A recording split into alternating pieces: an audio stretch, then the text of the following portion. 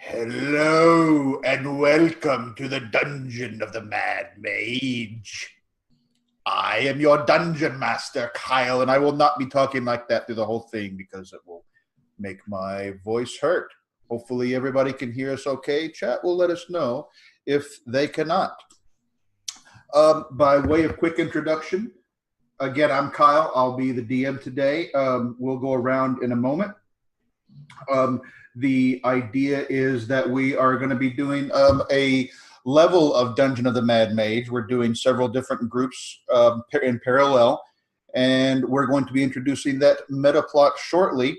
But before we get further, let me introduce everyone and set my staff aside, because that's just going to cause trouble. So I'm Kyle, aka Technoskald. I use he, him pronouns, and I will be running this. We have other folks here on here, so let's start with Adam.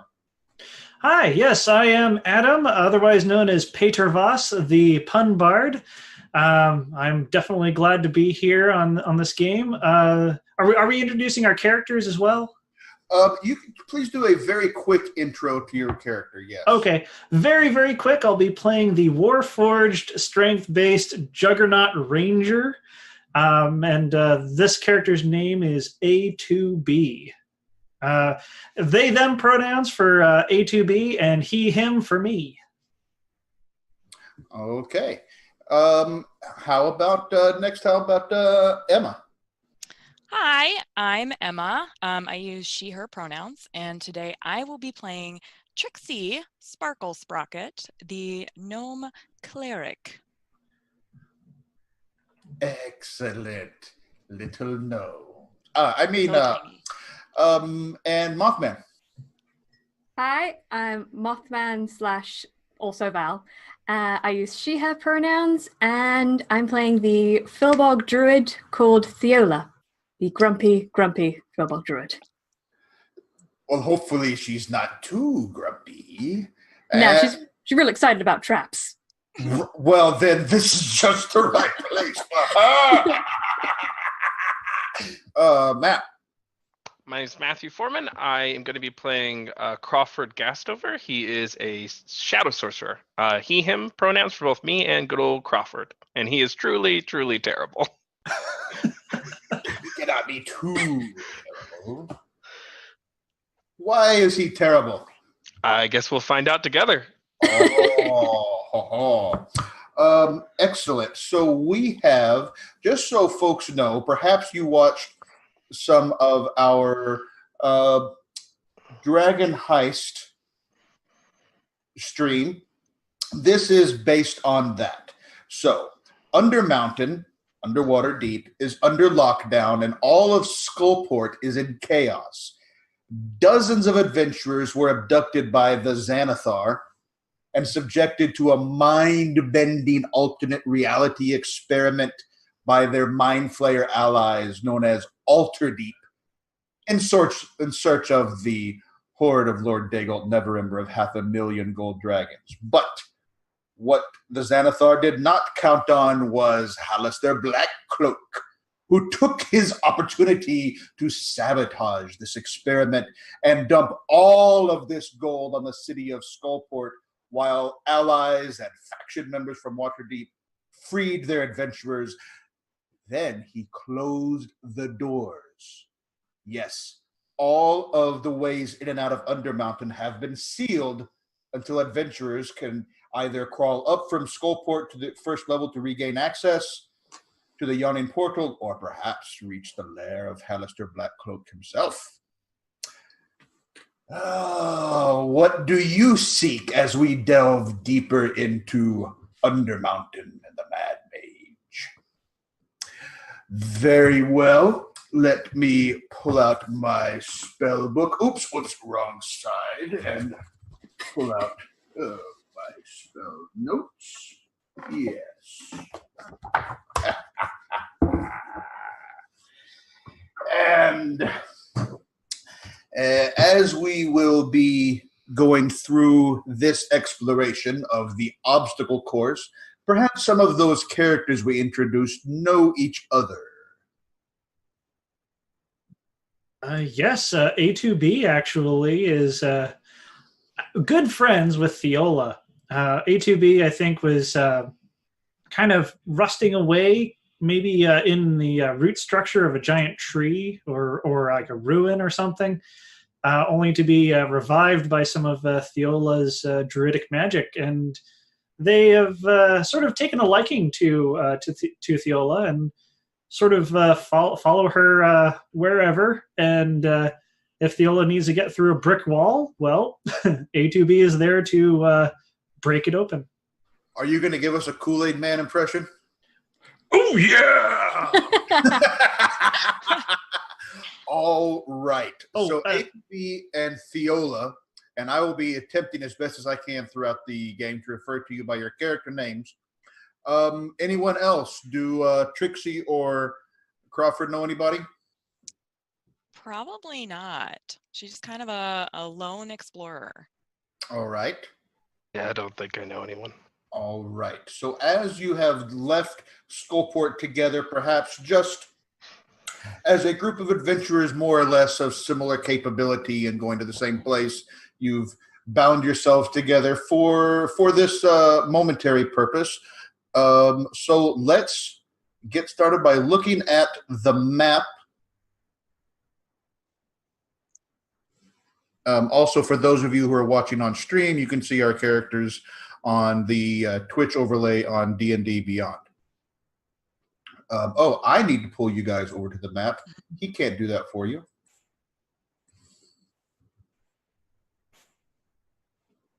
And let's see if things look correct now.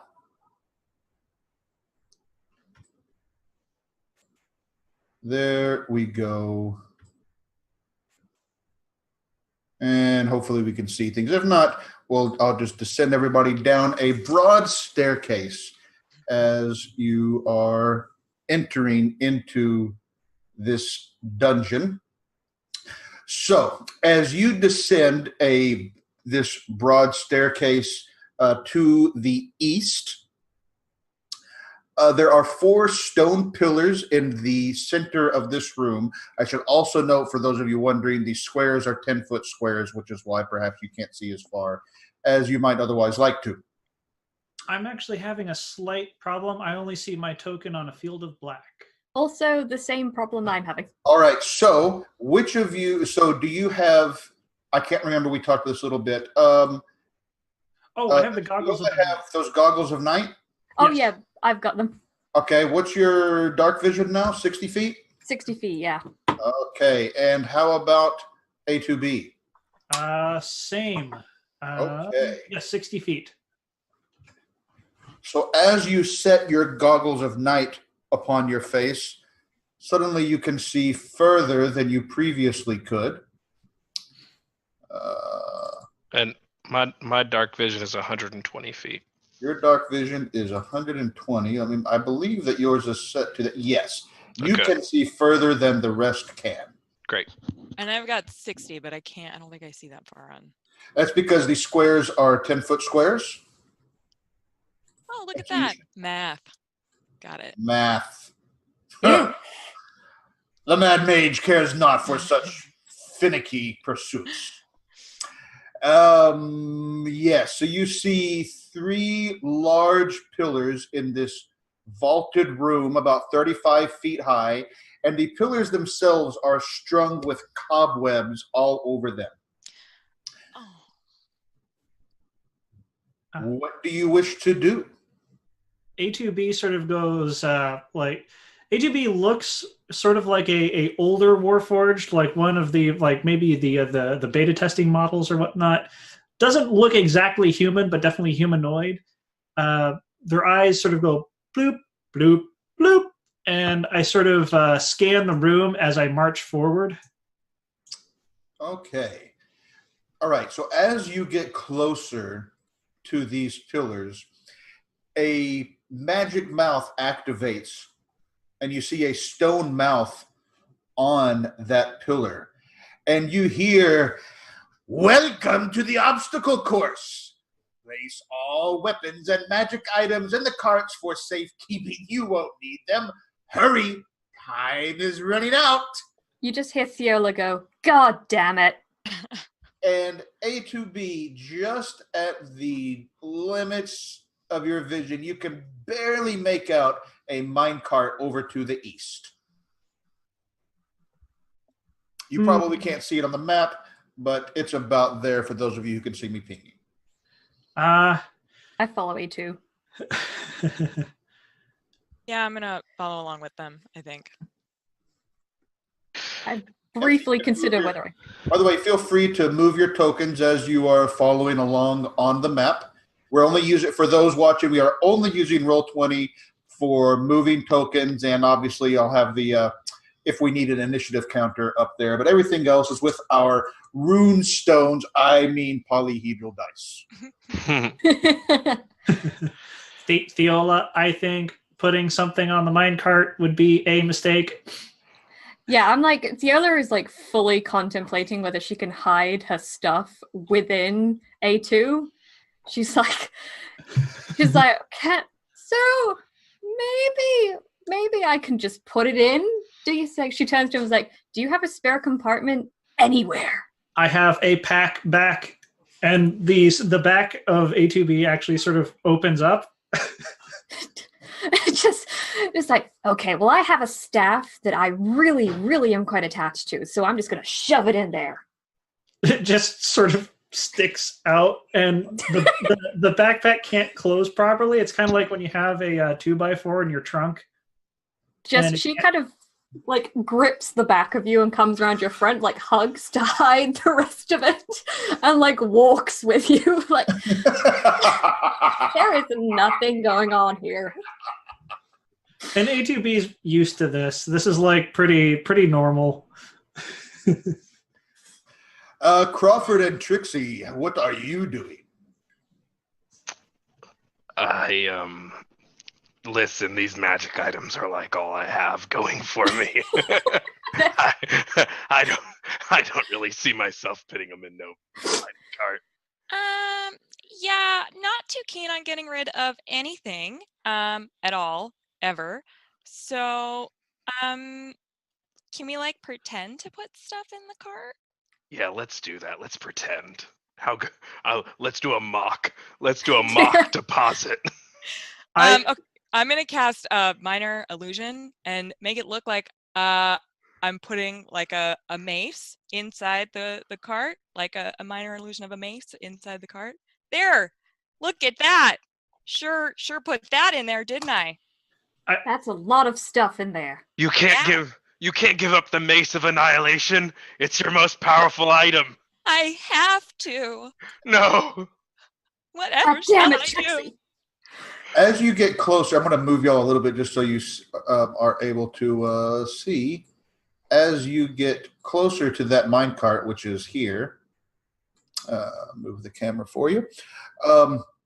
You also see You see large statues flanking exits to the north and south, and an exit to the east. Do these statues have murderous intent in their eyes? These statues themselves are just made of stone and about 12 feet tall, depicted as a bearded, scowling old wizard wearing a robe covered with lidless eyes and clutching a stout scepter with a red dragon's head at each end. Oh, Trixie doesn't like that. Yeah, can Theola like pick up like if there's a pebble anywhere and just like throw it at it just to be like 100% sure it's not going to try and kill us? As soon as you do, as soon as that pebble hits it, the pebble turns to dust. Oh, God. Touching is bad. No one hug that thing. No touching. Got Why it. would you hug a statue? Listen, it's been a weird day.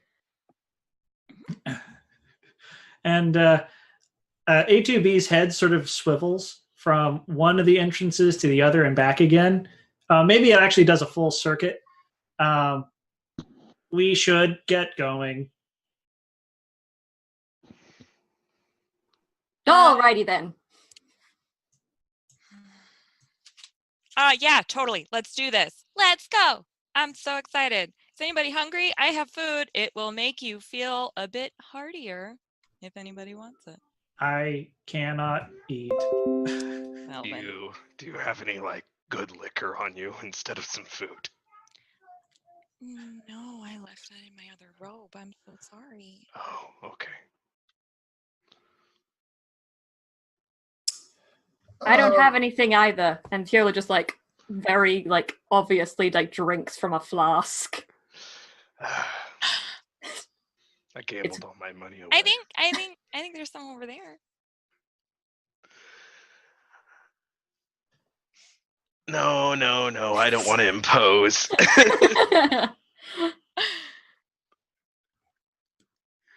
Fiola's just like steadily like following behind A2. Like she's just like, because they're still hugging together to like hide this staff that's sticking out of his back. Yeah. Do you think we're going to be able to go forward with our items, or are we going to end up like that pebble? There's really only one way to find out. Yeah. What are these things? What are those? Are the statues? Oh, okay. A2B and Fiola. Let's see. Everyone except Crawford actually notices between the two northern statues, you see that the section of floor in the square between them is outlined a little bit differently, almost as if it's slightly separate from those tiles are slightly separate from the rest of the floor. Here. What do I do? Can I go ahead and make an investigation check? Absolutely, you can. Okay, I want to take a closer look about what this raised portion is. Yep, give me investigation or your perception. The results will depend on what you actually do. It's a roll of 17. This investigation. All right. +4, which is 21, because I assume we see it. You're good. Yes, you see it, and even if you didn't see it, two of your friends see it, and I'm assuming that you'll point this out to each other. If not, y'all are going to have a very short time if you don't point out traps to each other. And A2B, as you're looking at it closely, you realize that the reason that it's slightly separate is that section of floor is not well supported and would certainly collapse the moment anyone stepped on it. You could, as part of your investigation, use something like an iron spike or some other object, or perhaps some sort of magic to hold it in place so that you could cross safely. You got a 21 on your investigation. I think you can figure all that out with that. I'm also a little bit suspicious. I want to take find like some sort of random pebble or rock, and I want to throw it past the two statues. Not at them, but like between them and over. It lands and skids across the floor just as you would expect. My head turns around to face Fiola. We should make this safe. It might fall down. Agreed. Does anyone have a ladder or something? Or is it? Yeah, I'm kind of a walking utility closet. I have all sorts of fun stuff. Okay, everyone stick with her. We're gonna live if we stick by her. Okay, so she has this cloak on with all of these patches, and she sort of starts like pulling it around her. She kind of gets tangled for a second, and okay, so I have some 10-foot poles that we could use. I do also have a ladder, a wooden ladder that we can use.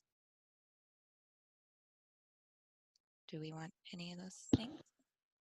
How sturdy would the iron poles be? Because A2 and I are like pretty heavy. In fact, I will even show you so you can see how large. Remember that these squares are 10-foot squares, right? Yeah. And let's see. A2B sort of like squats a couple of times experimentally and says, I could jump. Yeah, I think it's better if we jump over. I could just like, hey, Trixie, you're like a gnome, right? I am kind of like a gnome, yes. I can totally fly. You can like just climb on my back. And, Oh my gosh, thank you. and then A2B looks at sorry, Emma, what's your character's name again? Oh, Pixie. Trixie. Trixie. You can call me Pixie too, that works. There you go. Aw. Trixie, I could also toss you. Oh, that's also an excellent idea. I don't know. Someone pick for me. I think either would be a lot of fun. Fly. Always go with fly. Okay, let's go. She just pats him like, sorry, buddy. I'm ready. All right. So let me make sure that I understand. One of you is going to try to climb around somehow or jump. One of you is going to throw Trixie the gnome. I think what's going to happen is I think A2B is going to attempt to jump, and Crawford and Trixie are going to fly.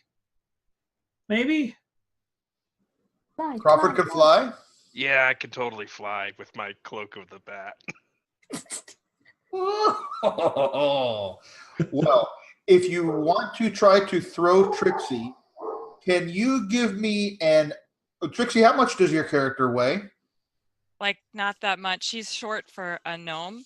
Yeah, I was just gonna. Probably like 30 pounds, maybe, I think. She's like 2'8", so Yeah. an Yeah. itty bitty. I'm going to say that, as I recall, A2B is a strength of like 20. So normally I would have most people make an athletics check, but throwing a gnome 20 feet when you have a strength of 20, no, you just make that. Okay. All right. Hey! Trixie's on the other side. Hey, she's not disintegrated. I'll fly over. Crawford, you can move your token there, and A2B and Thiola, are you jumping? Well, yeah, I'll jump. What does I was gonna say. Thiola's strength score? My strength score is 12. I regret my choices. Are you sure that you're going to try to jump it? I could give her advantage and sort of like use my hands to give her like a boost. It's with the strength of 12. She's going to have a difficulty jumping that. Yeah, I just checked my strength and I was like, what have I got that's high? High wisdom, that's helpful. You can like toss me back if you want, and I can boop her and give her some guidance. Don't you also have like an iron pole? Have I got I have the long strider spell, if that helps with my speed increase, but I don't know if that helps. No, because it's a Or I have this spell jump. I have the literal spell.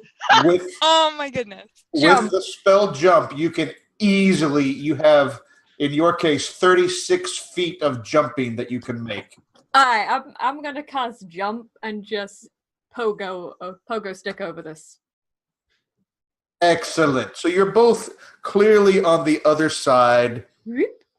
Yeah, and when A2B waits till everybody like gets out of the way, because when they jump and land, there's like it's. Let me take a look at A2B's weight, real quick. Like a lot. 400 pounds. Wow.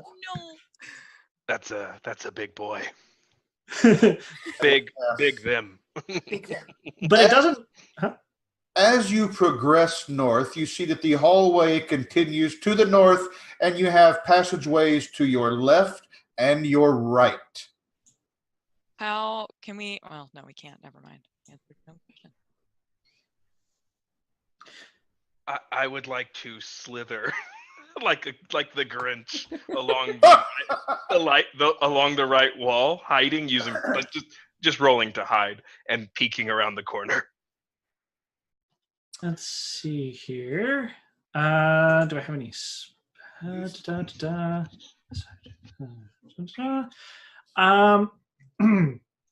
I'm going to not be stealthy, but I'm going to perceive. I want to actively scan as I move to the right, I guess. If nobody's going to stop me. All right, give me a perception check. Okay. That's a 10 on the die plus plus 8, so an 18. You're looking around. You see a very bare hallway. In fact, you note that unlike other portions of Undermountain through which you may have previously explored, everything you've seen down here is relatively devoid of furnishings. I like it. I don't like that. I say, wait. I don't mean like unnaturally clean. There's cobwebs and stuff. I don't mean I'm that. getting a little panicked. Nope. What I mean is specifically, there's not like stuff hanging on the walls. There's not little bits of equipment and so forth. I will tell you if you see any of those. But it is fair to say that at the moment, it's not like, in other words, it's not like a castle or a quote unquote dungeon. But it is also not unusually squeaky clean either in this point in where you are. Got like minimalist decoration. Minimalist is a good word for it. Does anyone have like a ball bearing that I might be able to cast some light on and toss it down the hallway? Let me check my equipment. Ooh.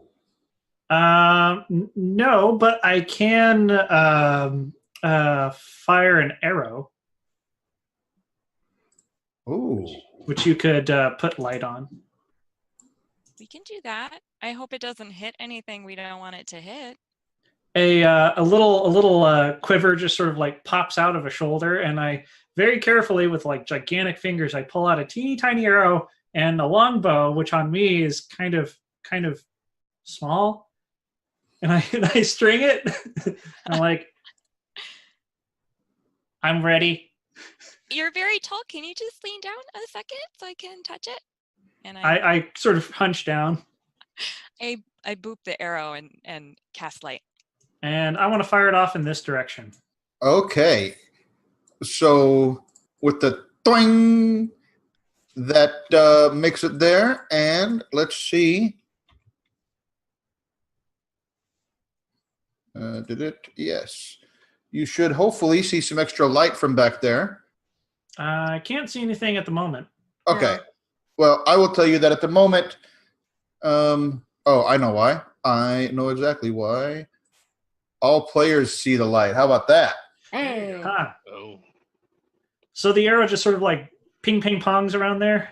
Yeah, and it kind of lands on the floor and it's still glowing, and you don't see anything back in this alcove. I march over and I want to pick up the arrow and fire it down this direction. Okay. If it's not shattered. It is. We'll say that it's intact enough to be able to fly. Whether or not it would do full damage, we don't know. But even if not, you have such strong. You could throw it like a dart. I think if you actually, yeah, I think that's what I'm gonna do. I think it's just like it's gonna get progressively more destroyed. All right, so it slides down the wall. It doesn't embed in the stone, and again, you see a bare wall to your south, and it curves around back to the east.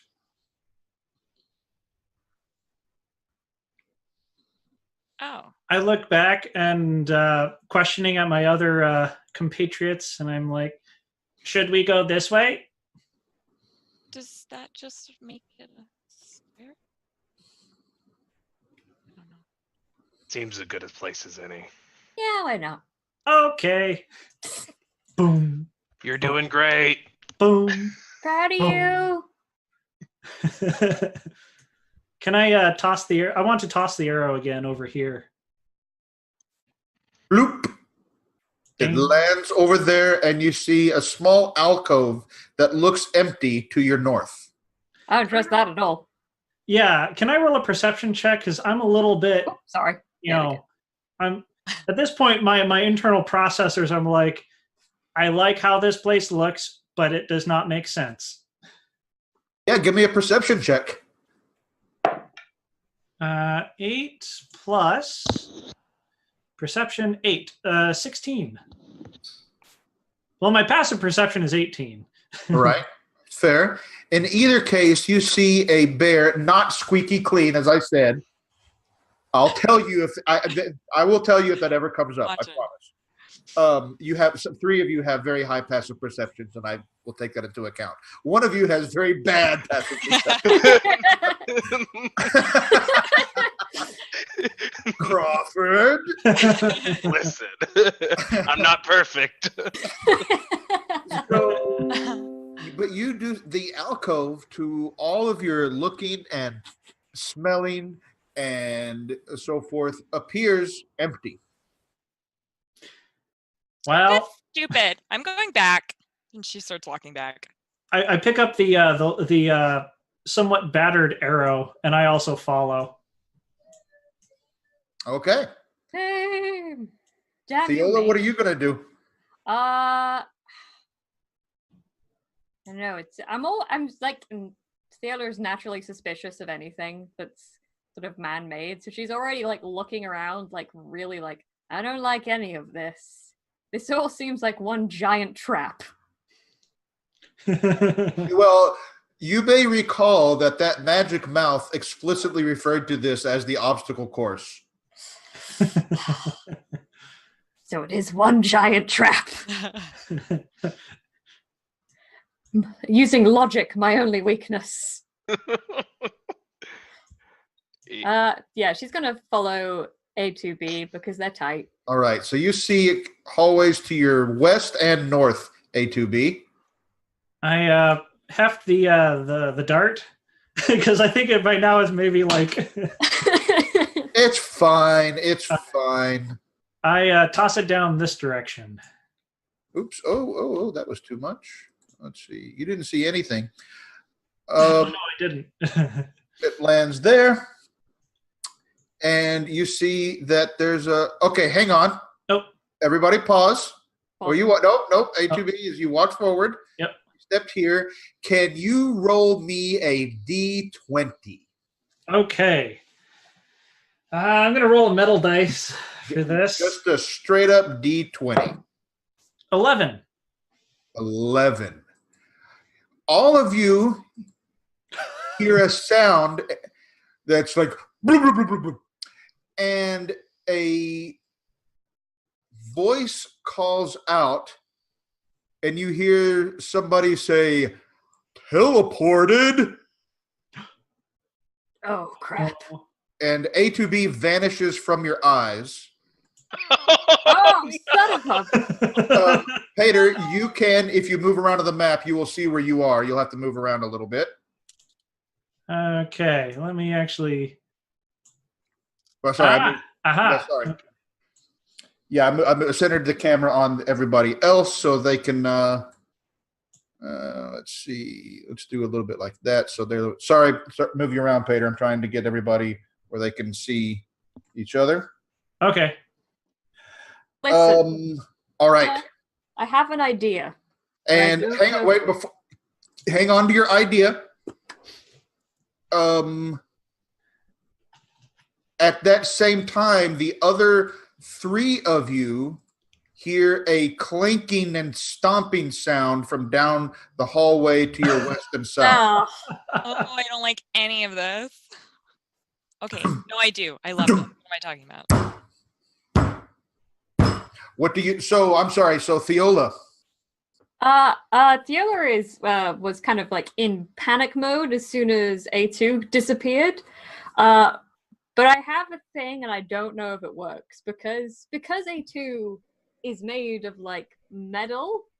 Would he count as some sort of object? He is a creature, not an object for rules purposes. Damn it! Okay, we're screwed. So that sound is like maybe not great, and I'm not sure what it is. So I think we should maybe try to be super duper quiet and not be where we're standing. Yeah, I'm just gonna go ahead. No, go ahead. I was just gonna say I'm worried about the Warforged. They seem very great. They're very quiet. Sorry, Crawford. I'm gonna say they seem just terrific, and I'm just gonna walk forward to where I saw A2B leave. You also roll me a d20. Oh no. Oh, no. Son of a. Natural what? Oh, God. You all hear the same bloop, bloop, bloop, bloop, bloop, bloop, and teleported again. And let's see. Crawford is going to be Somewhere where there's nice booze and loving people. sure. Now we're going to pause on Theola and Trixie for a moment, Sure. and we're going to go take a look at A2B.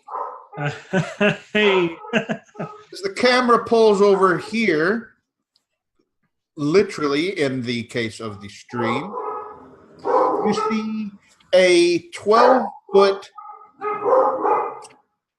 stone statue, dogs barking. Yeah, that's mine. Just ignore that. It's background music. So there's a 12-foot stone statue of what looks like a dwarf with facing south in the middle of this 20-foot high domed chamber. The eyes of the statue are literally flames, burning flames. Do you happen to read Dwarvish? Let me double check. I think you do. Nope, you don't. Nope.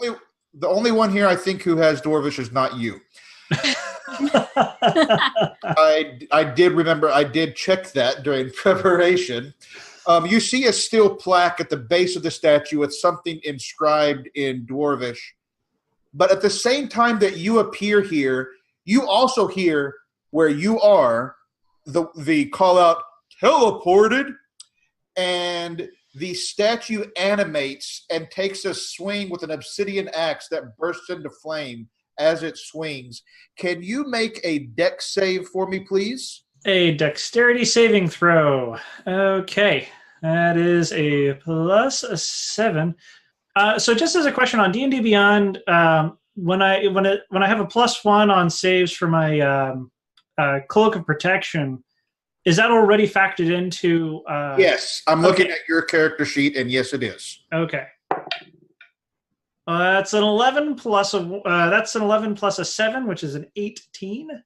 Excellent. So you hear as you appear, despite the fact that you're a bit disoriented from being teleported, you see this obsidian axe burst into flame, and you squat down, almost like compressing as this warforged, and it passes right over you and misses you, and then the statue reverts to its inanimate state. A2B looks at it, and it's their apertures on their eyes sort of just like, and then I take a couple of steps backward. Okay. Because I don't want anything to do with that, and I say, it's some sort of Dwarvish. I can't understand it. Hey, as you do that, we'll pause there. Now we're going to come over to Crawford. Yeah. Crawford, as you hear the sound, teleported again, you see in front of you, you are also in a 20-foot high domed chamber with a 12-foot tall stone statue that you might recognize as Moradin, the dwarven god of the forge. It is facing to the west towards the exit. The statue is veined with bright mithril all through it, and in one hand it has a stone hammer carved with faintly glowing runes.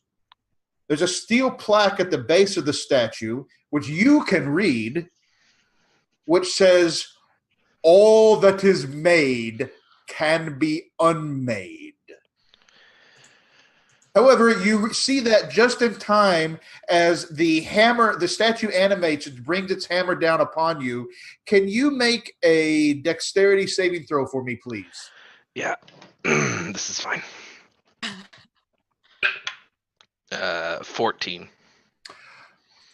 Oh, a 14. I rolled a 12. Let me grab some dice. This should be fine.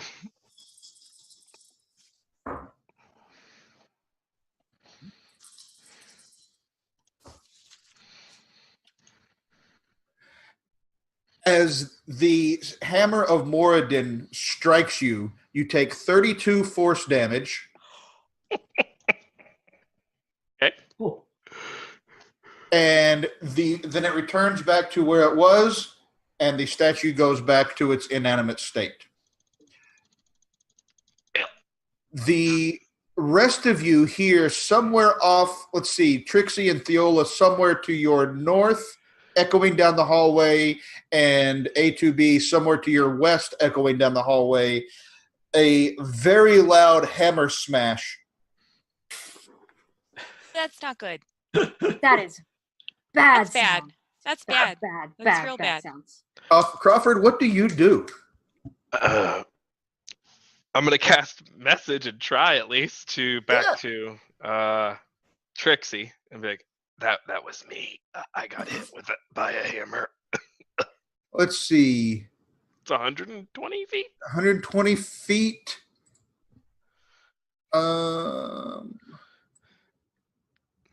Yeah, no, sorry, they are out of range. So you don't receive the message, and I will say that Crawford, I will say that you're aware that they did not receive it. Oh, okay. And then I think that's okay. And then I'll try. Then when Trixie fails, I'm gonna try A2B. Hey, A2B, are you there? I'm hurting. Do I receive the message? You do actually. Yeah. You can little- respond to this message. A little antenna pops out, and sort of like if this was a cartoon, there would be little electric things coming off of it. And I say, yes, did that loud noise come from you?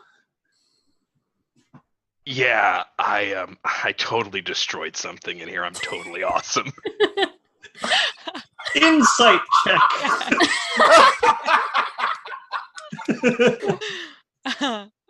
Which I am not proficient in. Can I? Oh no. I don't know. I'll just leave it up to you two. You don't have to make Okay. roll for that. You two can determine if that was, yeah. Totally devoid of emotion. Of course you are.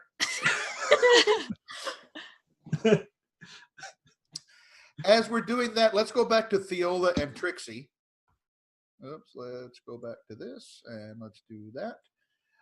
What are you two doing as you have seen that? And by the way, this clanking gets louder, and you see at the end of the hallway on the other side a large walking statue. Oh no. Nope. This, Nope. Nope. This statue, by the way, is a 9-foot tall walking statue in the form of a dwarf with its shoulders squared, and it has this oddly smug look carved into its face. If anybody thinks they might know, if either of you think you might know about dwarven gods, you can make a religion check. I do not think I have experiences. Oh wait, I like religion. I mean, Trixie liked religion. Maybe not. 13? You don't recognize this particular. However, as you're looking at it carefully, trying to figure out what it is, you do notice that the eyes of this statue are glittering black sapphires. Oh. Okay, that's not fun. So what do you two do? I'm gonna cast Pass Without Trace. I was just about to do that. Yeah. Ah! Yeah. Great minds. Yeah. And I'm going to go over here quietly. Okay. And then I'm gonna motion to Theola and say that I think that we need to go this way. We need to go this way, away from that. All right. Can you both give me stealth rolls, please? I think we get a plus 10 to. You get a plus 10 because of Pass Without Trace. Do whatever you roll. Okay. Okay. I have 10. to roll at a disadvantage. You rolled a 10. No. Is it 10 plus 10? Or It's you're- a 10 it's wait, I got confused. Damn it. Damn my confusion. So if I Roll a recall, stealth check plus 10. It's 11 and then plus 10 from the dex bow, so that'd be 21. Okay, and how about Trixie? What's your total stealth? I got a 16. 16. Okay. The walking statue does not appear to notice you as you quietly steal up here. You hear it continuing to walk to the north, however, and you see that you are reaching an east-west hallway, and you can still hear it clanking now off to your west here. What do you do? Where was it that I just remember what you said. Where is it that we thought we heard the clanking sound? Or not the clanking Somewhere sound, but the... vaguely to your north. Is that way? There's a north Moving kind back. of passage that's like this way. You So do. we could- You could probably, you just make out the corner. Yep. I'm gonna. Oh, damn it! I don't know if he's gonna come this way. So is it the sound is like coming from here, right? The clanking sound is actually coming from down here, and you could probably just make out a little hallway where you hear that clanking sound coming out of, and it's getting closer. Okay, I'm gonna cast Wall of Thorns, like here to like buy us some sweet time. Oh, buddy. Wall of Thorns, where? Right here. Okay, so we're just going to do this the old-fashioned way. How about that? Yeah. And which is good. So tell me exactly what Wall of Thorns does. You create a wall of tough, pliable, tangled brush, bristling with needle-sharp thorns. You just make the wall up to 60 feet long, 10 feet high, and 5 feet thick, or a circle that is 20-foot diameter. When the wall appears, each creature within its area must make a dexterity saving throw. On a failed save, the creature takes 7d8 piercing damage, or half as much on a successful save. Okay. You hear the statue reach this main hallway, stop, and you just hear sort of an odd grinding sound coming from it, but it does not seem to proceed through the wall. What do you do? As a bonus action, I like lower my hand as much as I can to Trixie for a high five.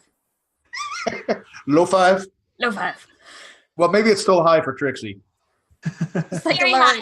Yeah. Mid Yeah. five. Okay, so Let's get the fuck out of here. Yeah, let's get the fuck out of here. are you continuing to move to your east then? I would say, move towards the sound. Okay. Oh, I want to do a thing here. Okay. All right. Yeah, so you can keep moving here, and as you come around here, you see, several intersecting hallways and walls and so forth. We're going to pause there for a moment and go back over to A2B. A2B, what are you doing here? You see hallways. Of course, you see the statue back up to your north. yeah. So having received that message from Crawford, I assume I still have is the light arrow still working? As long as you still had it in your hand, absolutely. Yeah. I'm going to continue just doing what I was doing. I'm going to throw the light arrow this way, and I'm going to try to make my way to the west as far as I possibly can. All right. Ba-chung! Yep. And I go ahead and toss it down here. All right. Ba-chung! And when I reach the corner, I sort of poke my head out, and I want to make a perception check just to see if there's anything. Make sure I'm not going to step on another teleporter. Give me a perception check, sure. Oh, man. Well, I rolled a lot poorer than my passive perception. Rolled a 5 plus an 8, so it's 13. Yeah, you see bare hallways. However, I think that you could probably just make out to the hallway to your south the openings of the north opening of a pit.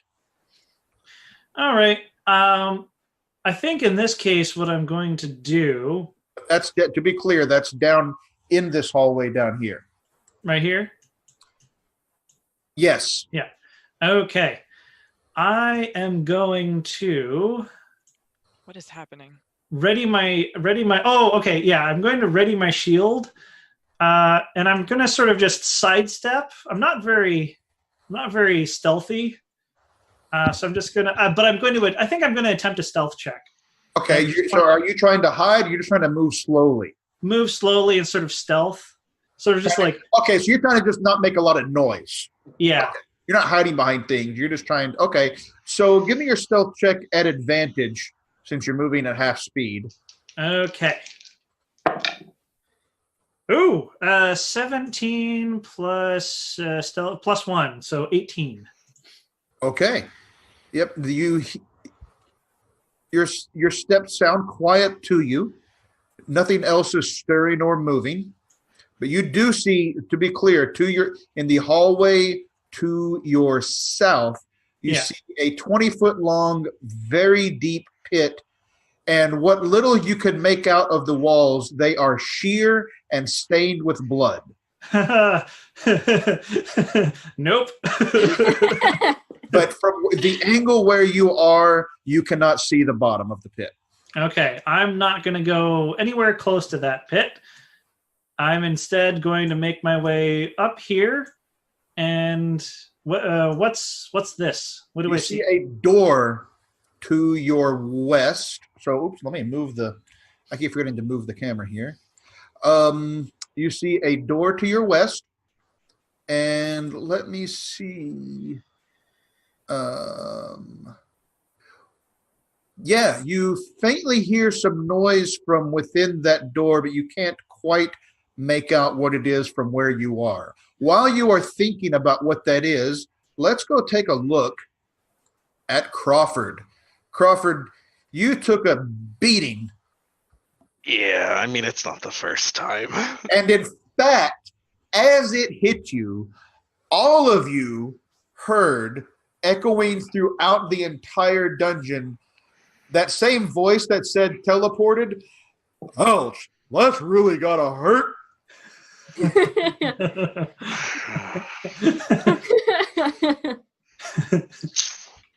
All right.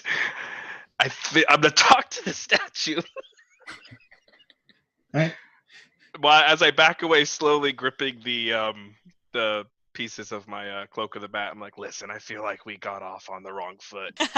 I'm a huge fan of the whole Mord and Maker thing, and I'm just going to fly away. All right, so where are you going? Well, I got one path to go. Okay, then more and more. I'm going to go... To your south, you see south? a corridor that runs east-west. Yep. Then I'll go east. I don't know. I have no idea what's going on. Yep. And I'm just going to fly about 5 feet above the ground. All right. So yeah, we'll have your token here. You see that the hallway ends about 80 feet to your west. To your east, about 60 feet down, you see another door. Oh no! Is it like what kind of door is this? Let's see what kind of door that is.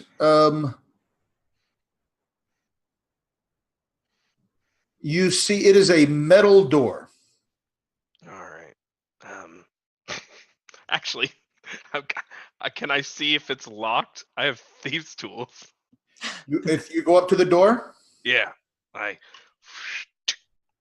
Two things. First of all, as you get close to the door, from the other side of the door, you can faintly hear the sound of clanging.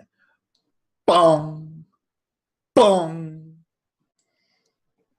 Like perhaps like the sound of hammers hitting metal. The second thing is, if you go to try the door, it does not appear locked. gonna just open it ever so slightly. All right.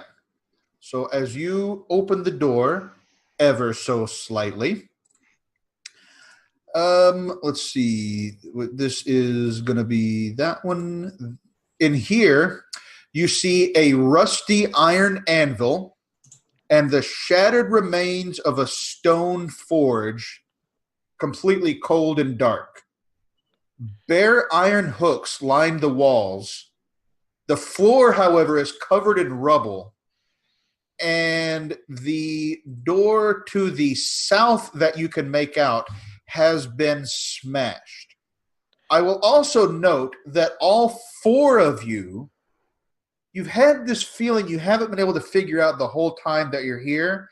And it kind of dawns on you at about this time, you feel like you're being watched.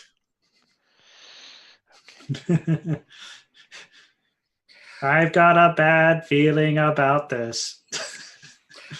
Let's go back now to Theola and Trixie, our favorite pair.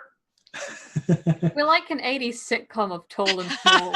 I find it hilarious because one of you is an arcane trickster and the other one's a trickster domain cleric. It's perfect. Perfection. We just need So to what are the odd couple doing down here? I mean, a furball and a gnome. Come on. Yeah. Tall and small, hanging together. I'm kind of in love with this little couple down here. What are you two doing? Well, Theola's gotten attached to Trixie in the 2 minutes they've been hanging out, so Right. she's sticking with her. Kind of turns to Trixie and said, "Okay, are we gonna go towards the clanging sound or towards the non-death sound?" It's a really hard choice. I'm thinking we should not go near the scary sound, but our friends are up somewhere maybe there, and I think one of them maybe got hit. It sounded bad, whatever happened. Oh, I knew you were gonna say that. Okay, let's go towards the death. Okay, it'll be fine. We have each other, and that's all we need. I love Trixie. Maybe not so if much. someone stabs her. All right. So are you heading north or what? You're heading north? All right. Is that north? Yeah, that Yep. Yeah, Yeah, that's north. one. Is that north? it feels like So north. yeah, again, this whole area is kind of like just almost Oh, I didn't mean to honeycomb. do that. Oops. I didn't mean to do that. Oh, That's there we fine. go. It happens. Okay. Yeah. You see down to your east, little opening to the north. Okay. Gonna make. Let me move Theola there just so you can see what she's seeing. Do we does anything look like not safe in this area? If you're looking around, give me a perception check. Okay. Ooh. I rolled a 5, so Theola sees the ground. We are Got- so dead. We're gonna die of here. This party name is the Goners. I got a 28. Damn. I will say that you don't see anything particularly dangerous, but who had the 28? I did. Trixie. Okay. Trixie, if you are following behind Theola, Uh-huh. you can faintly hear somewhere to your north, maybe, that sound of hammers striking metal. Okay. And I will tell you that the sound after a second stops. Crawford, I will tell you that the sound stopped when you opened the door. Okay. But they, of course, don't know that you've opened the door. Y'all just heard the ding, ding, ding. And it stops. What can I see inside the room, if anything? If you were to stand here, you see that anvil, shattered forge, rubble all over the floor. There's no one in there tinging away? Oh, Nope, no. And the sound stopped when you opened the door. Uh-oh. But you see no one. Fuck. Let's see. You're in the north room. Yep. And that door to the south has been smashed. let's go back over here. A2B, what are you doing? So as I hear the ting ting ting, I figure I'm carefully walking forward, moving at half speed, not just so I can perceive the ground in front of me, but I also want to not make any huge noises as I approach the door. All right, we're going to keep using your stealth roll. You see a hallway up to the north that ends, and then a metal door in front of you. Okay, I go to the metal door, and I bend down and cup. I don't really have ears, but I figure it helps anyways, and I go over and I sort of listen. Yeah, and whatever sound you might have heard of clanging earlier has stopped. And you hear the softest of footsteps. No, you don't even hear the softest of footsteps. You hear nothing. I heft my shield up and battle axe in the other hand, and I test the door to see if it just will push open. It pushes open. I push it open, and I just sort of see Crawford to your north, east, a shattered door to your south, and a shattered forge in the west part of the room. I scan the room, but then I look at Crawford, and I look at him very matter-of-factly for a Warforged, and I say, "Is it Thursday? Because you look hammered." Oh. Yeah, I'm gonna be honest with you. This isn't the worst I've looked in my life.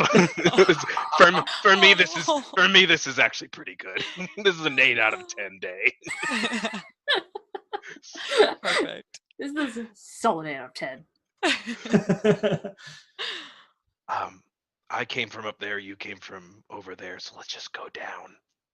Yes, I think that is correct. But I want to scan the room. I want to give it a good look over because I did hear something. And I also asked Crawford, did you hear something? Yeah, the clang, clang, clang. It stopped when I got in here. And I just feel like I'm being watched. So I'm guessing ghost dwarves, invisible ghost dwarves. I don't know. Dwarves. They are pretty shifty. Yeah. So A2B, give me a perception check as you're actively looking around. Yes. Oh, man. That's an 8 plus 8, so 16. Yeah, again, you see this rusty anvil. As you look at that stone forge, you get the idea that it has been cold and dark for a very long time. Not that it just suddenly stopped being used. It hasn't been used in a very long time. You do see also bare iron hooks on the walls. Again, rubble all over the floor, and the door to the south, to the room to your south, has been completely smashed. While you are looking at that, let's go back to the other odd couple, Trixie and Theola. What are you two doing? I can see a kind of like thing peeking out, so I just start walking slowly, and and you see a door to your north. Okay, I look back at Trixie and I'm like, okay, we're gonna open this real slowly. Oh, and I still have the light arrow, correct? Oh yeah, so I didn't move that with you, but yeah. All right. In fact, what I'm gonna do is I'm gonna change something up. I'm going to just tell me if at any point you're no longer carrying it. And I'm just going to say that you have it on your person until further notice. And how long does a light spell last? 1 hour, I think. Oh, okay. Yeah, 1 hour. It lasts 1 hour. Okay. So Theola opens the door in front of you, and you see a similar room. In fact, you might even see the glow of light from the door opposite where through the smashed door to your north. Oh, that is a big nope. And in this room, opportunity. the room has been mostly cleared out. And then what you can see in the northeast corner of that room, what looks like a very large iron book. Oh, damn! I want the book though. Curse my magpie tendencies. Can I make a perception check as I go into the room? Yes, please do. Okay. Perception. Okay, that's an 18 plus 9, so 27. So there's two things. First of all, you hear the voices of your friends in the room to your north. Hey! The second thing is, again, most of the room it's pretty clean, about like the hallways that you've seen. But in this northeast corner it's a very large, flat piece of metal with. Are you going up and taking a look at it? I'm going in whichever direction had like the iron book. Okay, that's going to be up here. A2B, you can see your Furbolg friend now. Ah, Theola, hello. And you just hear Theola scream, A2, you're okay! I am fine. I Crawford wasn't. is. Is Crawford dead already? He's not dead, I'm but he looks like crap. I'm only dead on the inside. You just hear Theola like high five you from across the room. As you look more closely at this object here, you realize that it is a cast iron mold for smelting metal ingots. The hinged covers of this thing form the top and bottom halves of an ingot mold. One side of the mold bears the image of a dwarf's head in profile. The other side has an image of the skull of a mind flayer. Not great. Can I start moving closer to them? Feel free. Okay. In my mind, you are now reunited as a group. Okay. I want to, if possible, as I'm walking closer, I want to examine the door. Is it busted outward towards me or inward, or is there anything peculiar about it? Yes. Let's see. Give me an investigation check. Gotcha. Can do. Uno momento. While they're doing that, I want to run up to Crawford, and I notice that he looks like worse than before, so I want to heal him. That is a 15 plus 4, so 19. 19. It looks like it was smashed so long ago that at this point, whatever direction it went, things have been moved around at this point. But with your investigation, it was smashed years and years ago, perhaps many, many years ago. Okay. There is nothing in here that indicates any sort of recent activity. Okay. And so I go ahead and move through, and I take up position next to Theola. My head sort of just like... I missed that. What happened? Damn you, internet. Just Trixie is going to heal Crawford, and A2B has realized that the door was smashed a very long time ago. You got the part about the mold, right? Yes. Okay. Excellent. So am I like near the one with the dwarven face? Well, so think of it like this. Think of it like there were two very large plates that fold together. Yeah. And one side had the dwarf's head in profile, and the other one just had the image of a mind flayer's skull. But it's all more or less one object, just that it's kind of hinged. Okay, I'm gonna doodle a mustache on both of them. A mind flayer with a mustache. Mind stash. You pull out your D&D Sharpie. Just like doodle it. Just give it like a little mustache there. Yep. There's all like serious like healing Crawford and investigations. And Theola's just there like time to vandalize. And Trixie, did you cast your healing on Crawford? Yeah, I take out this long staff and I cast Cure Wounds, and I use for 17 hit points. Oh, Thank you. That's And you all hear echoing through the room that same voice from before. You know, that's what's going to work. Teamwork. Thanks, buddy. I don't know who I'm saying it to, but she says it. I bet it's a mind flare. Stop hitting Crawford! There's no response to that. So, just in general to Theola, I say, this place reminds me of where you found me. Yeah, creepy ruins, rusted old stuff, broken kind of death machines. Exactly. Exactly. I like elbow him and like I go, just like a nice dramatic sigh together. Good times. I relay to A2B and Crawford that we saw like a dwarven statue that was walking in the hallways a few hallways before us. Before that. Ah. Mine didn't walk, but its hammer did. Hammer? It walked up and introduced itself to my face. Sounds really nice. Yeah, I think it was like, had I been like a sturdier man, it would have just been like a handshake, but I'm kind of wispy, so. Oh.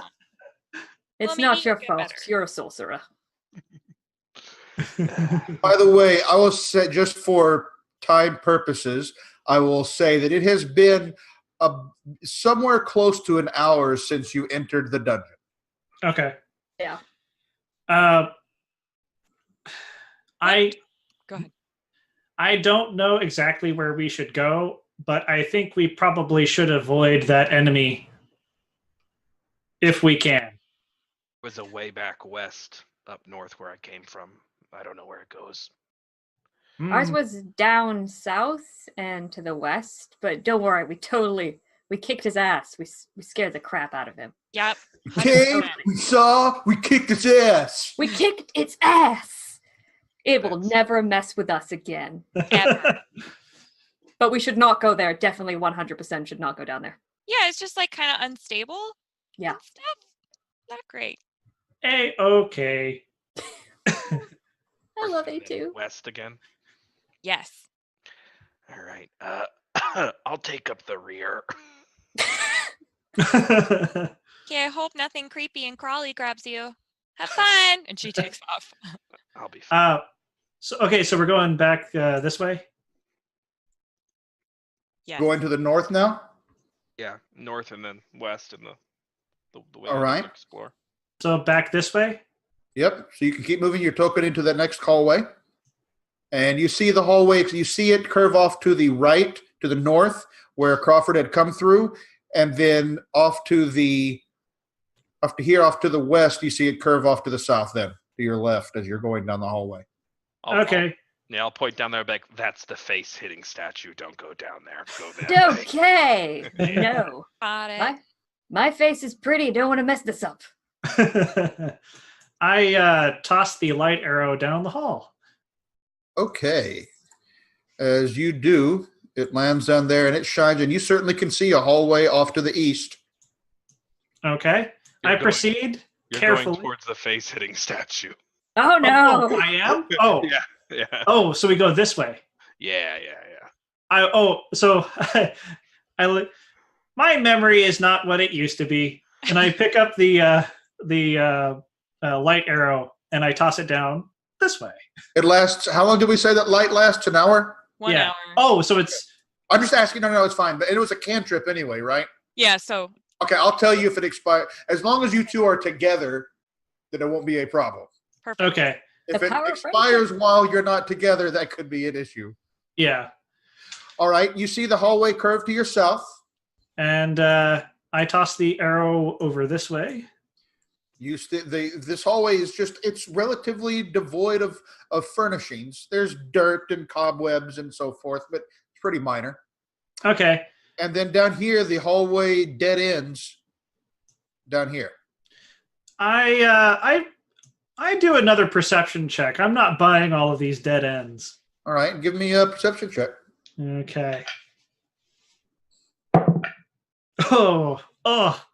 It's a 7 plus 8, so a 12. I think. Yes. No. 7 plus 8 is 15. 15. Yeah. I am terrible at math. That's why you're a pun guy, not a math guy. It's fine. Exactly. Yes. I can make math puns. Fair. Oops, So what you see at the end, the shadows kind of dance on the walls a little bit, but nothing particularly out of the ordinary. The floor looks stable, and you see no objects of interest, no other sources of light, no unusual odors or air currents. This actually brings to mind an interesting question. Does this dungeon count as the Underdark? No, you are not in the Underdark. You are underground. Okay, cool. Yeah, no worries. I'll just. We're going to say you're for ranger purposes. You are in mountain territory. Oh, okay, cool. That actually gives that's one of my favorite terrains. Perfect. I'm just gonna cast Firebolt at the wall to see if it passes through. It passes through. There's a little singe mark on the stone wall on the end now. Yeah. I mean, it's not an illusion, I don't think. Proficiency bonuses doubled. Okay, lovely. Okay, this helps a great deal. Just for good measure, I'm just going to walk up to this and whack it with my stick. You all hear this little ding as it hits, it echoes, and that voice that you've heard before. Whoa! Huh. I whack it again. That almost tickles a little bit. I tap the wall next to me with my magical battle axe. Are you? Yeah, you hear a little bit of a scraping sound, and that boy ain't right. Oh no. I'm sorry, are we inside of something? I turn to the group because this is starting to creep me out. I am officially creeped out, okay? This is not good. I don't... Ew. It's Ew. fun. It could be an adventure. Maybe we'll have a new friend. I don't want to be eaten by him. Well, we're already inside, so we might be. No. It's true. My head turns around to face my companions, and it sort of like does that like head bobbing thing as like a chuckle, and it says, "Well, we are in the bowels of a dungeon." Theola finger guns at you. So where are you trying to go from here? So we don't have to kind of like literally crawl on the thing. I can move your characters if you tell me more or less where you're trying to go from here. There you go. Crawford, were there any other passages out of that place, or was it just out of the hammer statue, the hammer room? It was just it's a very simple hallway corner straight to the hammer guy. And it said on the statue, what can be made or what was made can be unmade. And then it hit me in the face. Okay. We might want to try to go back to I hate to say it, we might want to try to go back to the place where I got teleported, because there was a branching path down that hallway. Right. So wait, if what can be made can be unmade, and we happen to just be in a room where they made stuff, does that mean that we need to unmake something here? I also mentioned about the statue that I saw, and that almost hit me, and there was something in Dwarvish, but I couldn't read it. We should go back there. And Yeah, we should. But don't get too close. It's dangerous. Where are you planning to head? I think let's try to head back to, I guess if everybody's in agreement, we could head back to the statue that I saw. Okay, I'm going to move you guys along so you don't take too long for this. Absolutely. And I'll warn you before you get to anything that you would notice or whatever. I'm not going to be a jerk. So you move down the hallway. You get back to the old forge room. Oh, and I warned them about the bloody pit. Oh yeah, I'll tell you guys when we get there in a minute for sure, so everybody can make choices. Again, you see a dead end to your north. Yep. Then as you kind of zigzag through this little area, you see a long pit to your south, very deep, very sheer walls, blood staining those very sheer walls. I don't have a good idea or good feeling about this pit. The head says don't jump, but the heart says jump. Oh, maybe. The call of the void. The void calls me. Hey, A2, can I have that arrow real quick with the light on it? Oh, sure. And I hand her the arrow. Okay, and where are you throwing this arrow? I'm actually going to just sort of like very carefully walk up to the edge and drop it over the edge of this pit. Oh, excellent. So you no. drop this arrow down in there. At the bottom of the pit, you see a 6-foot long, 3-foot wide alabaster sarcophagus. Nope. Great. Draped in cobwebs. The lid is carved, and it looks like a giant bat with folded wings.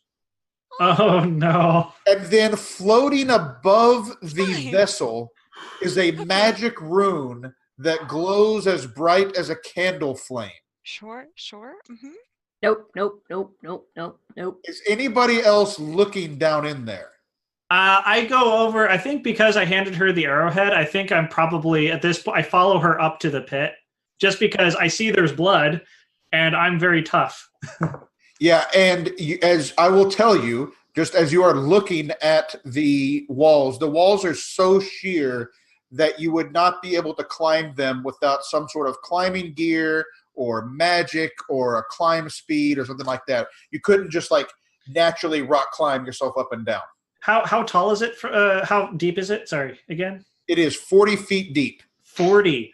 And Okay. again, you see this glowing magical rune just above the sarcophagus. Okay. Do I recognize I see that? Crawford thinking.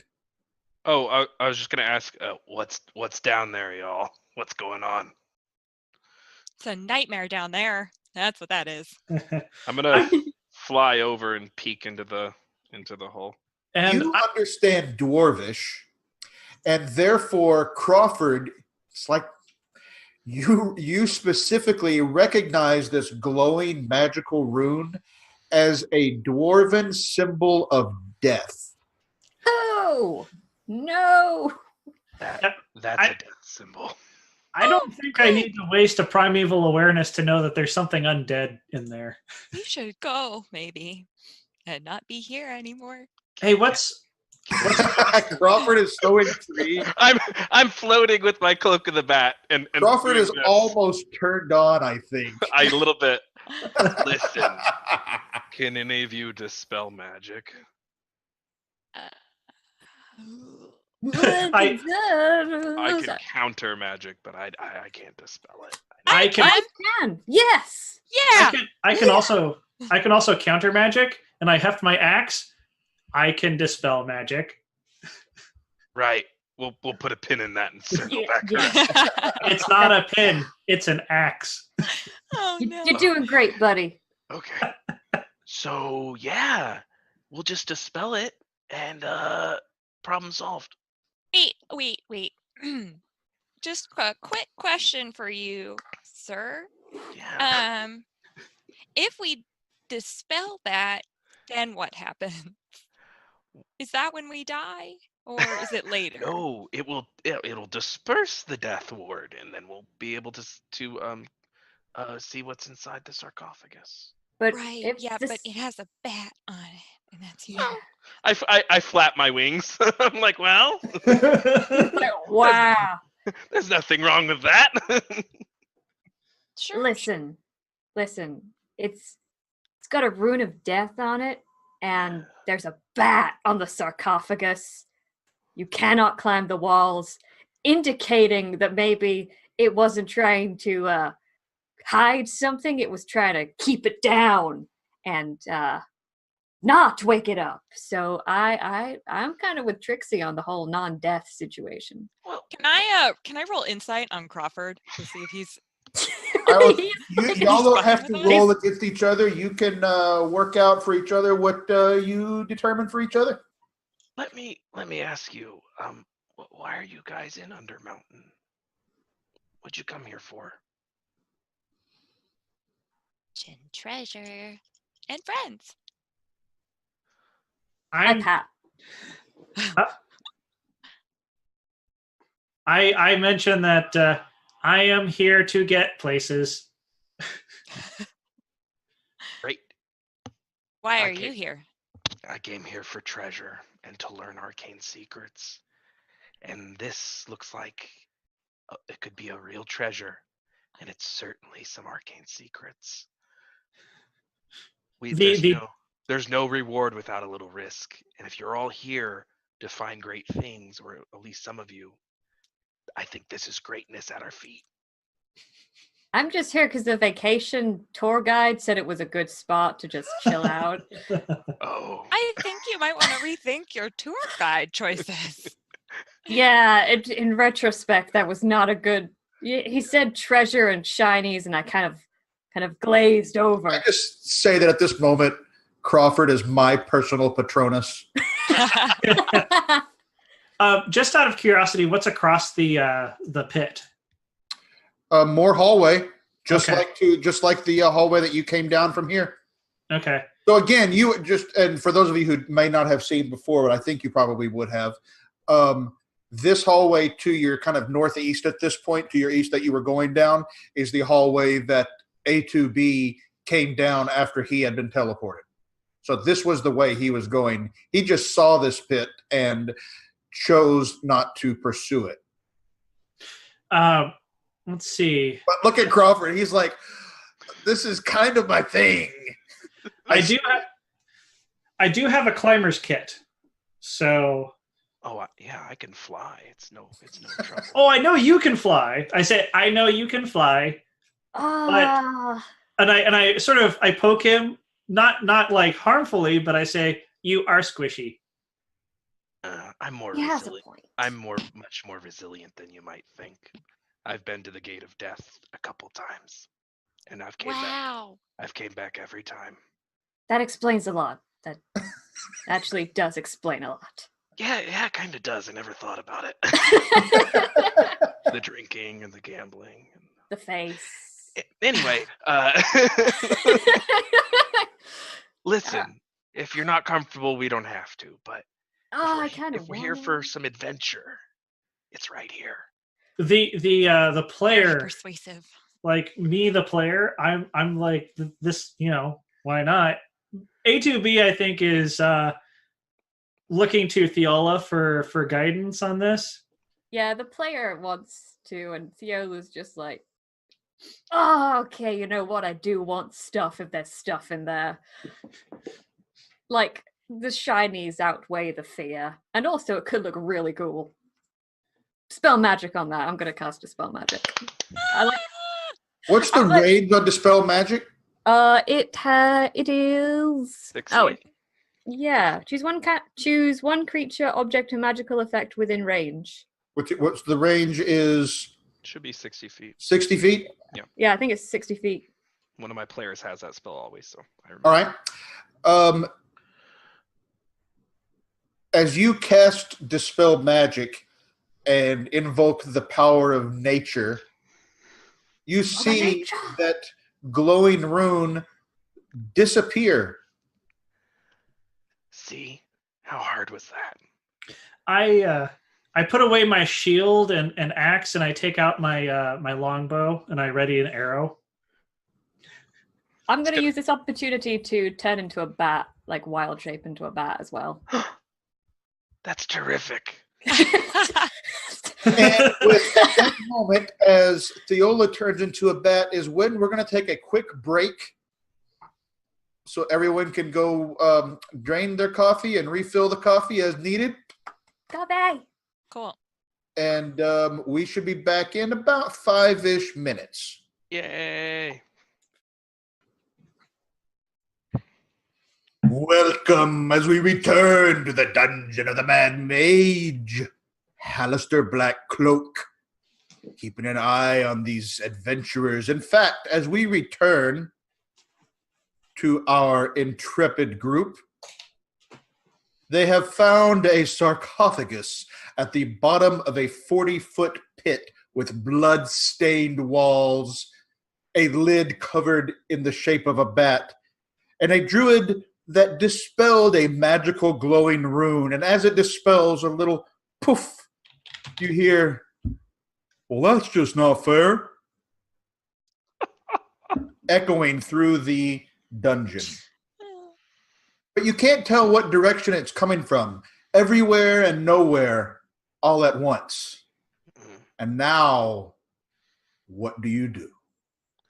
I would like to glide majestically down on top of the sarcophagus. As you descend in your gothic glory, you see that sarcophagus is a large chunk of hollowed out alabaster. And otherwise, you see, and it's got that carving, but at least for now, that rune is gone.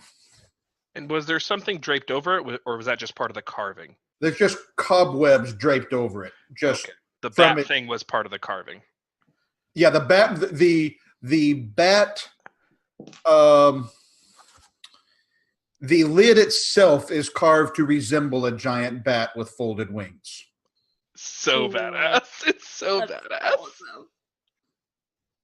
He's going to want to keep the lid as a souvenir. Huh? How heavy is this lid? If you go up and put hands on the sarcophagus, it feels extremely heavy. Oh, that's a shame. I mean, it's a big coffin made out of stone. What do you think? Yeah, I know. It seems almost immovable. B2, come down. Pretty, please. I look dubiously at Crawford, and I sort of give like a steam escapes, just like a little sigh, and I put away my longbow and arrow, and I out of my pack. I take out the climbing kit and I make my way down. I assume this is a climbing kit that can carry a 400-pound Warforged. Let's say so. Okay. As you descend, from the time that Thiola cast Dispel Magic to now, has been just a little bit. And after about a minute from that time, just as A2B is getting to the bottom, the symbol reappears and begins to glow once more in front of it. Can I counterspell it when it reappears? It's not a gotcha spell casting. Right, yeah. I fly off the symbol. I immediately book it up the climber's kit. And you're returning to the North Rim, I presume? Unless if somebody dispels it again, I'm just going to continue up. Theola's just on Trixie's shoulder, just watching all this happen with her, and like in bat form, like. Wait, Theo? Oh yeah. I was like, how Theola on? Yeah, she's like landed. I forgot she's in bat form. She's just watching this happen and just kind of looks to Trixie and just goes, just like as a really big disapproving bat sound and like shakes her head. At this point, Trixie's kind of like, now she's starting to get like curious. She was trying really hard to like rein it in, and now she's like, well, this is interesting. Is A2 still like halfway? Yeah. Climbing? Okay.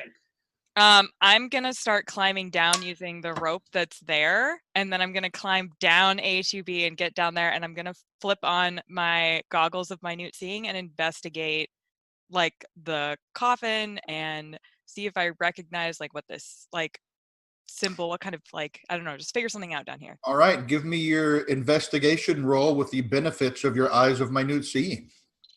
I don't actually know what that's really good. And remember, all this time, you have that creepy, crawly feeling in the back of your head that somebody's watching you. You can't see that, and that's the whole time. It's not that it shifts as you walk, just as if there is some sort of unseen omnipotence watching you at all times. I got a 19. Let's see a few things. The sarcophagus itself, you would estimate at being about 2,000 pounds. The lid appears completely as if it simply does not move. Like it's not even detached. The top of it is carved, but it is in one solid piece. This whole sarcophagus. It's not a shiftable lid, in fact, as you look more closely. The glowing magical rune, as noted, is a death mark, and it floats maybe 6 inches above the sarcophagus with, as we said, just the faintest light as if of a candle flame there down in the darkness. The cobwebs smell dusty and so forth. Does anything happen to her? I assume she reached the bottom. Does anything happen to her if she's down there with it? At this moment, nothing has happened to her. Okay, I am going to reverse course and I'm going to take up position next to her. Seeing that this thing doesn't activate when somebody's down on the ground floor with it. All right. I'm still on Trixie's shoulder, so I'm just watching. So 3 of you are down there. Four now. I mean, I'm done. Have you floated back down? I'm just hovering. Sorry. Okay, that's fair. All right. If you dispel this again, I've got the perfect spell to crack open this sarcophagus. If that doesn't work, I can break it. And just like Theola and Batman go, I just give Trixie like a little slow wink. The perfect spell. All right, so you're going to have to leave bat form to cast a spell.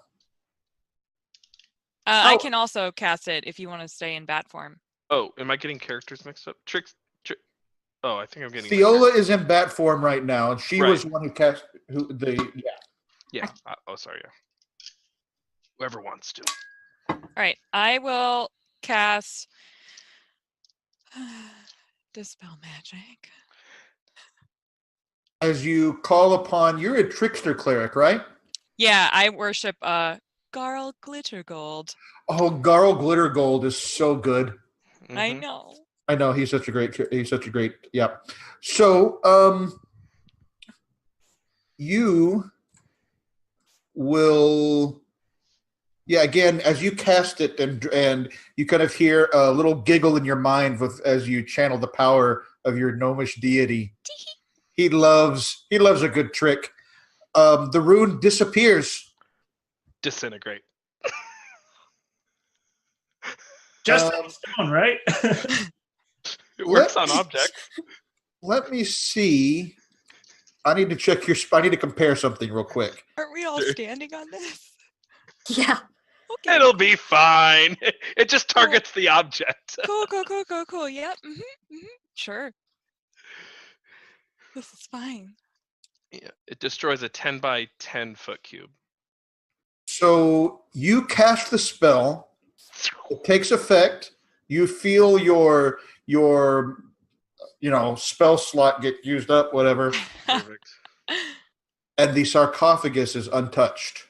I immediately smash it with my axe. Your axe bounces off of it as if the axe were made of Nerf. And then can I try to push it? like lift it and then just like toss it up like I'm flipping a table? It does not move.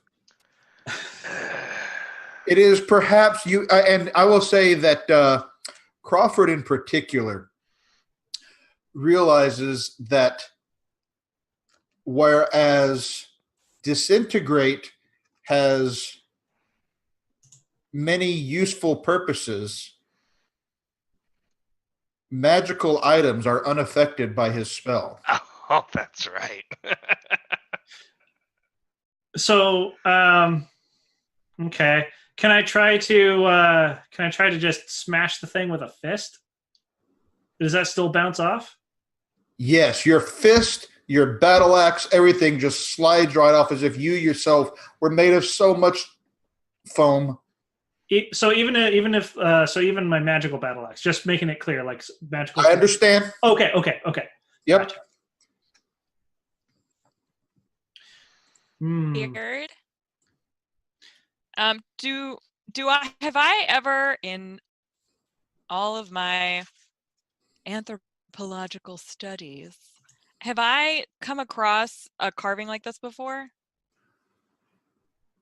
Give me an Arcana or Religion check at your option.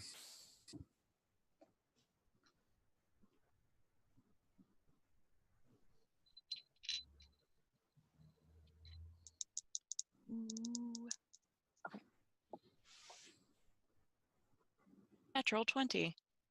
Natural 20. Yeah, well, 20 really just affects attack rolls, but in this case, it is high enough regardless. Plus whatever. That you think back to your studies as a cleric and perhaps whatever other books you might have read in your time and your gnomish schools of gnomishness.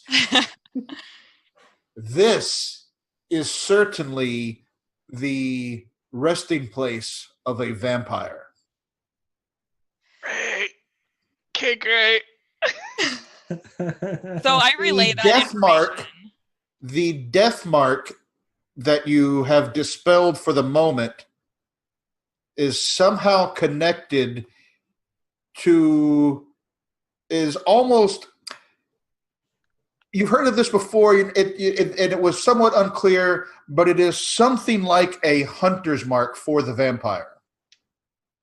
As soon as Trixie relays this, Theola like flies to the top of A2 and like grips his head and like lifts. Like, come on, we're going.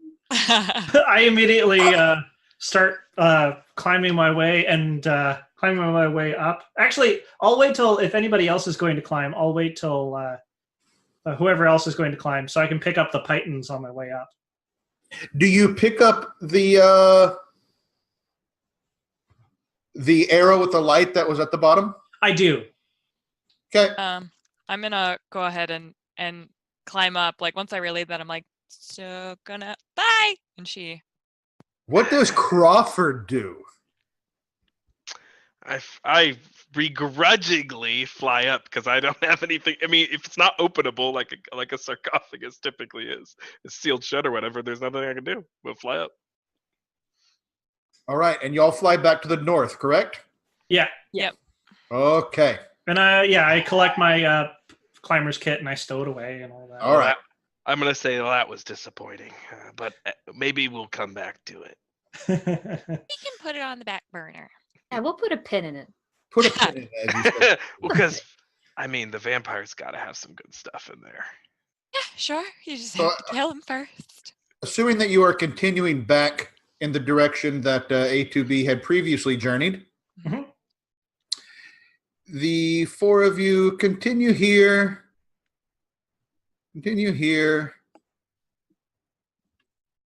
And you now see the statue with the eyes continue to burn as flames as it holds an obsidian axe. Crawford and possibly Trixie would recognize this as a statue of Tharmakul, the dwarven god of fire and molten rock. Whew. Wow. Lava! Yay! And I have a mark on the map where you came out of the teleport. Okay. I say don't get too close. You might get stabbed. The Crawford, what are you in particular, who are the one who reads Dwarvish here? Are you doing anything in particular? There is a steel plaque at the bottom. Can I read it from here? I've got really good dark vision. It's fine. We'll say you get close enough that you can read it. And it says, the plaque reads in Dwarvish, "Fire is the cure." Fire is the cure. So we've got making into unmaking, and fire is the cure. Hey, maybe I can go and try to burn the sarcophagus. Fiona just grips your wing like, no. Fine, In bat form still. fine. But I've got like a really sweet spell for it, so we'll just wait. Well, maybe you can use that spell at some point. Yeah. Can you try tossing a firebolt at the statue? Sure, firebolt. Yep, this little mote of flame and elemental fire leaves your hands, impacts on the statue. No mark is left. Nothing happens. All right. Perhaps it might occur to you that the dwarven god of fire is not particularly harmed by fire. Yeah, but I thought it might absorb it, you know. It just impacted on it. Bloop. All right. What about frosty stuff? Anybody have any frosty stuff?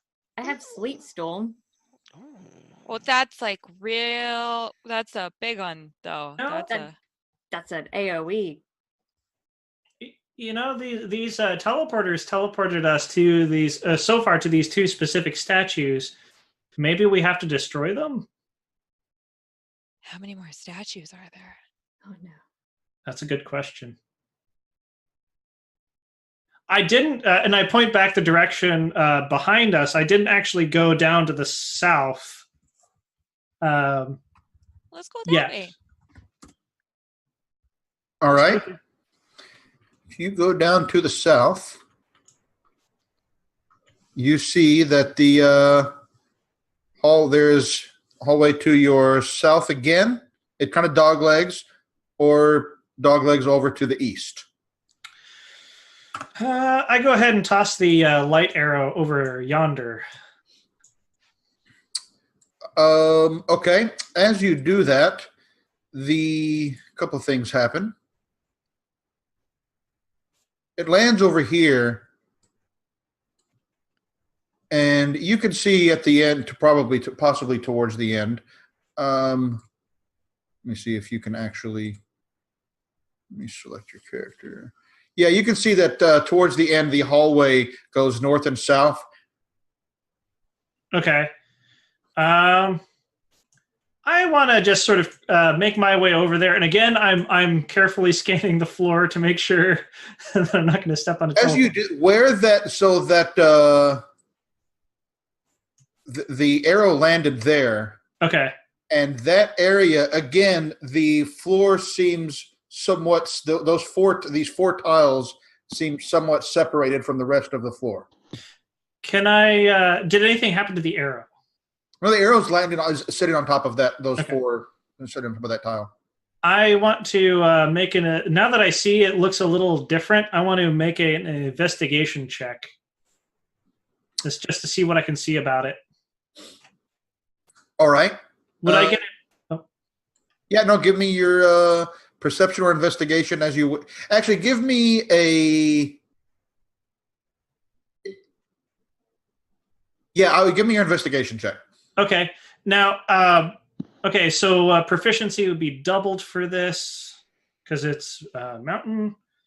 Let's go ahead with this one.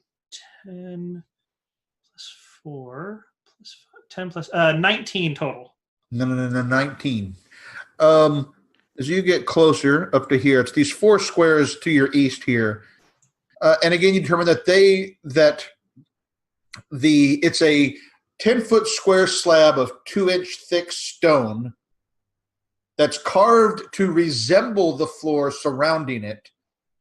But you recognize it as the cover of a pit.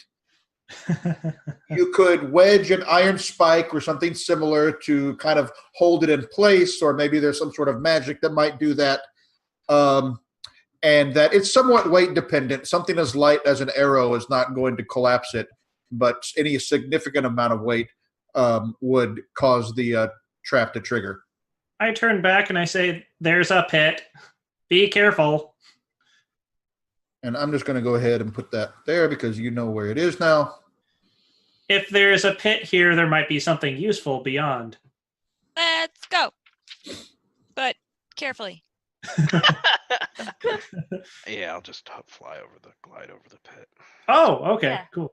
As I fly Alright, over, so- can I like Okay, pick up bye. the arrow that's landed there in my little claws and just get the Yeah, arrow? yeah, you can absolutely carry an arrow in your little claws, as you say. So we've still got the little light arrow. There we go. And can I just jump the gap? Yeah, how is Trixie getting across? Oh, Sorry, Trixie. I was going to say, yeah, I can go ahead and toss Trixie. All right. Yay! So all four of you cross without actually stepping on the cover. Yep. And you now see doors to your north and south. The door to your north looks like the doors that you saw outside the forge. However, the door to your south is, let me make sure of this one, is made okay. What you see here is unlike any other doors you have yet seen in this dungeon. What you see here to your south is instead a 7-foot thick diameter adamantine disc molded to look like concentric rings of bones with a human skull, the shape, it's carved in the shape of a human skull at the center. Well, that's ominous. He doesn't look very nice. Let's go. Refreshments chamber. Good. You were kind of quiet there, Jackson? Crawford? Oh, I said this must be the refreshments chamber. I think we should check the regular door. I don't want to leave something happening behind me.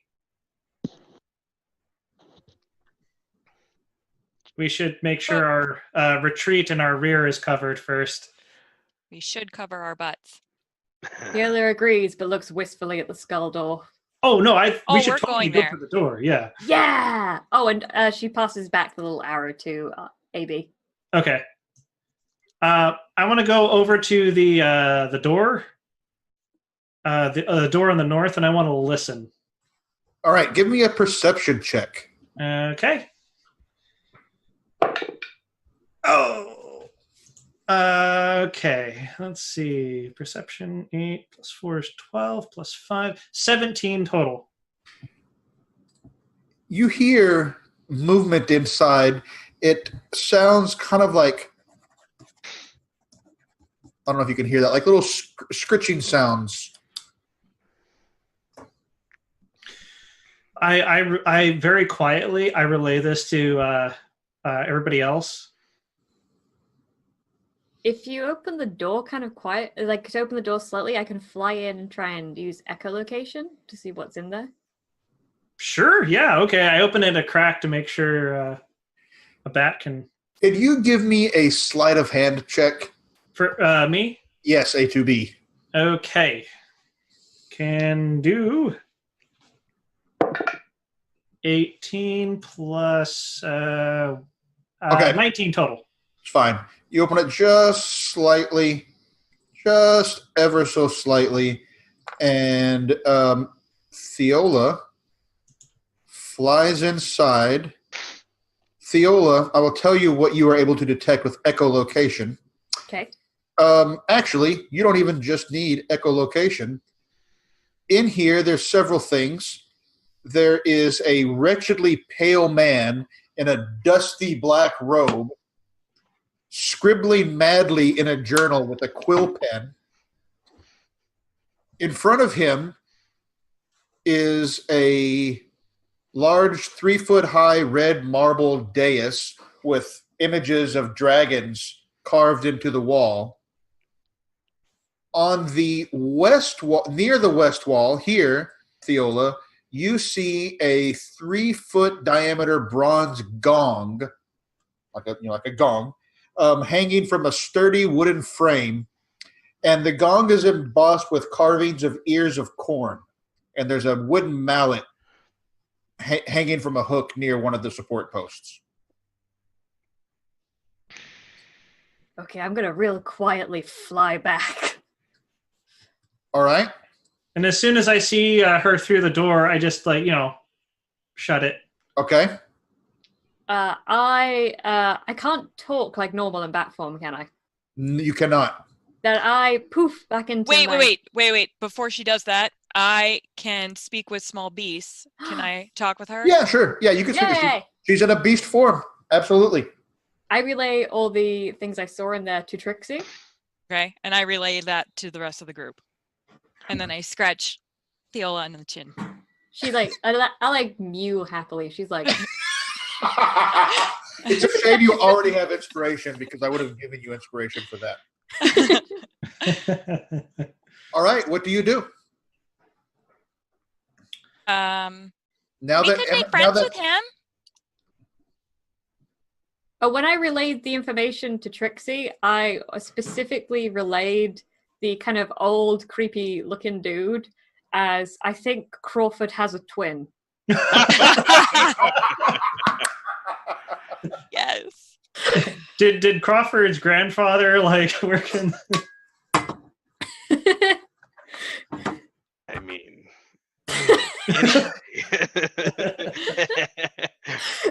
so, I mean, was he doing anything nefarious? I mean, he's down here. He's got to be totally. He was evil, writing. right? He was writing. Anybody who writes is nefarious. Correct. He's probably writing some sort of sinister incantation. Yeah. Or maybe he's just writing maybe he's writing an erotic novel. You never know. Yeah, that would explain the paleness. That's a fair point. The Xanathar fanfic. Oh, Could be well. worse. Could be Xanathar / fic. Oh, Ooh. Oh gosh. images that will never leave. I would like to use my subtle spell feature to cast detect thoughts, and I'm gonna creak open that door and try Okay. to read his thoughts. So to creak open the door, I will ask you, however, for a sleight of hand check. That's fine. I pull my gloves of thievery. Oh, Very good. Yes. Natural 20. All right. 32. 32. Okay. Yes. 32. Yeah, I have a +7 and then the +5 from gloves of None of thievery. the rest of you even see the door open. You just see him standing at the door, That's and awesome. you said detect, Yeah, and I used subtle spell meta magic so that it didn't require anything. right? I got you. Y'all just saw him kind of go up to the door. You don't know what happened. Oops. I just can read his surface thoughts at first. Right. I'm I was just double checking that, and I used to use that spell myself a lot. It's OP. Yeah, thank God.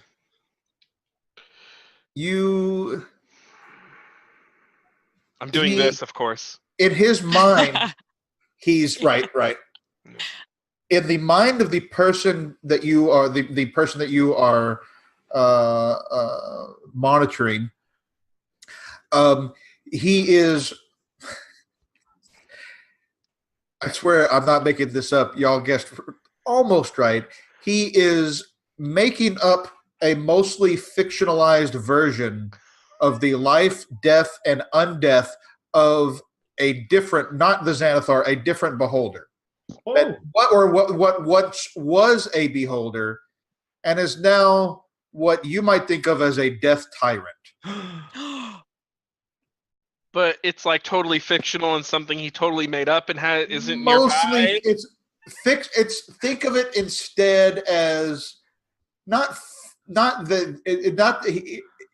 he's not making up that the Death Tyrant exists.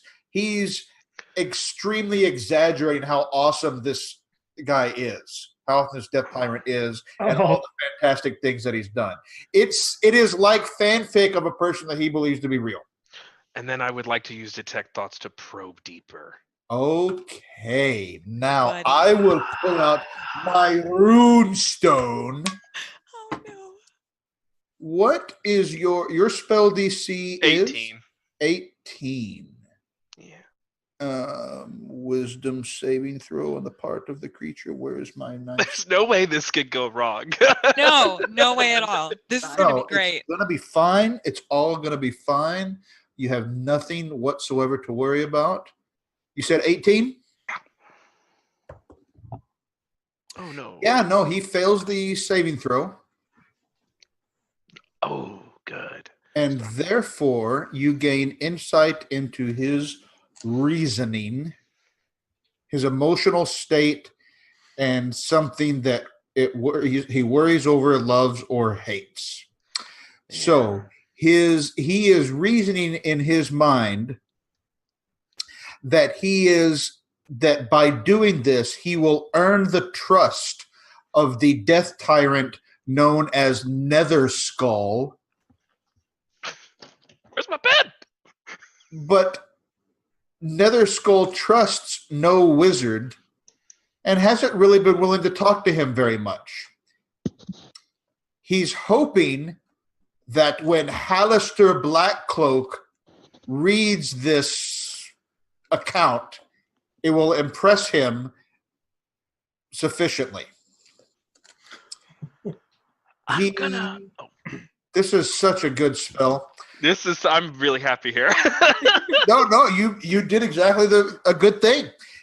His emotional state is concern because he really needs to fool Hallister Blackcloak.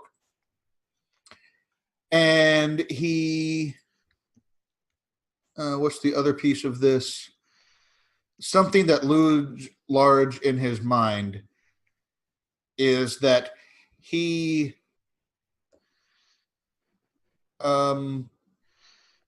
he really doesn't want that he really wants Hallister to follow through on he wants the Mad Mage to follow through on some deal that they've made.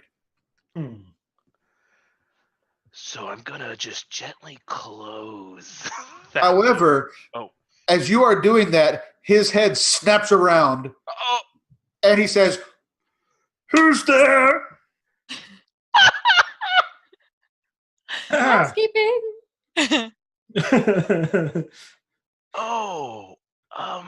Hello there. I'm Crawford Gastover. Are you throwing open the door?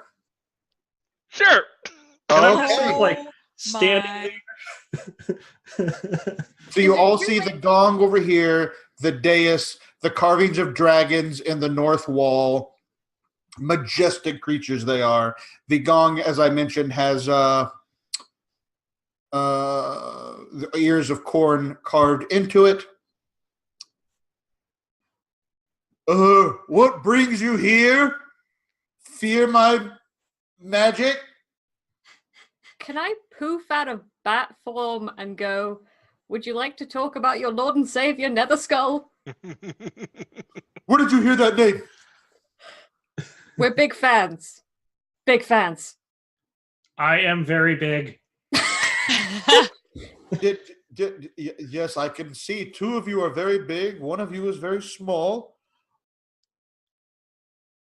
Did Hallister send you? Yes. That probably sounds, yes. Make a deception check. Oh, buddy. I don't think these are my good ones. That's a 17.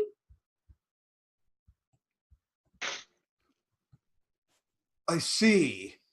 Well, tell him that I have his account almost ready.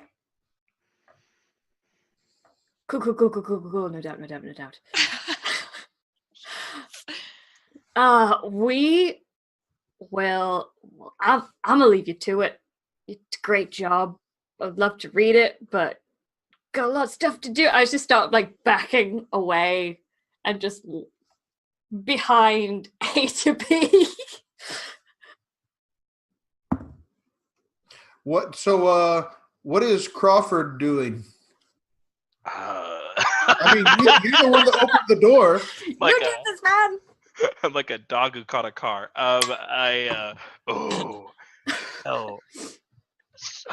Speaking of which, this account that you're accounting, Hallister, Hallister was curious. How is old Lord Netherskull these days, since you have such a close examination? Of course, you did your research. He holds up, and he doesn't have just the one journal. He's got, you can see now, he has filled several journals with this narrative that he's been writing. I have a lot for him. I've got so many secrets, secrets, many of them. Yes. But we can't take all this back. We want you to finish it. We don't want. So I think, what we need to know is what Hallister is looking for us to take back to him is what is Lord Netherskull's most critical weakness? Would you say? Oh, he's just going for it. Make another deception check. Okay. Oh God. 12. Can I help him out at all by like having passed my deception check and like popping out and being like, for purely research purposes? Wouldn't say that at this point he is getting extremely suspicious. Extremely suspicious. And you see him kind of pass his hand over himself, and you see a thin blue aura glowing around him now. And he says, I think you're not from Hallister at all. Netherskull sent you to assassinate me, didn't he? Of course not. Subtle spell, hold monster. Oh no. Okay, two things are going to happen. First of all, I'm going to hold monster. Wisdom saving throw DC 18. Wisdom saving through. What level are you casting it at? What level is it? Just the old 5th level. Yeah, he attempts to counterspell it. It's subtle spell. It requires. Oh, that's right. Okay, then he doesn't. Yeah, then he is held. But as that happens, I need you all to roll for initiative as two fiendish creatures materialize next to him. Son of a. Well, hey, he's evil. We're good. I made good choices here. Great. So yes, if everybody could.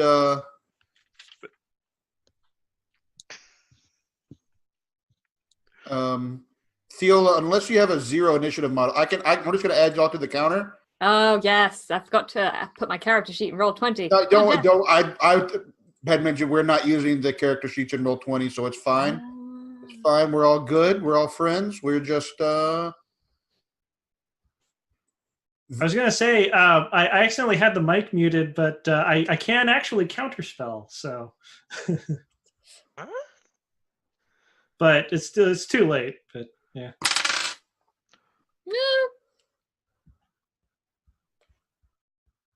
Well, that would be you counterspelling him, Crawford. No. Didn't this fellow cast a spell when he was outlined in blue? Oh, yeah, he cast a spell on himself. So let's see what. Somebody has asked what these creatures look like, and I think that's a fine question. Can one of you who might know something about fiends give me a very quick Arcana check? I think I've got pretty good Arcana. Yeah. Hang on. I certainly don't know anything I else. speak Infernal as well, if that helps. Oh, God. That's a 20. Yeah, you recognize these as Nikoloths. Oh God. Oh, Oh, no! oh, they're so beautiful. No. Yeah, I no, I know what those are. Yep. Oh, I love what they've done with their horns. But I paralyzed the mage, so we're fine. Okay, so Yeah, this is Fiola, fine. what is your initiative roll? My initiative roll was 6. Should have stuck with the 9. Crawford, 12. Trixie, 18. and A2B. 8. Okay. Okay. For monstrosities. I'm sorry? Are these fiends or monstrosities? These are fiends. Okay. Ooh. Let me do a quick check here. Yes, they are definitely fiends. And they actually get to go first. So one of them lifts off its wings, glides forward toward you all. Here, rather. These are That's 10 big. squares, so remember that these are 10-foot squares, actually.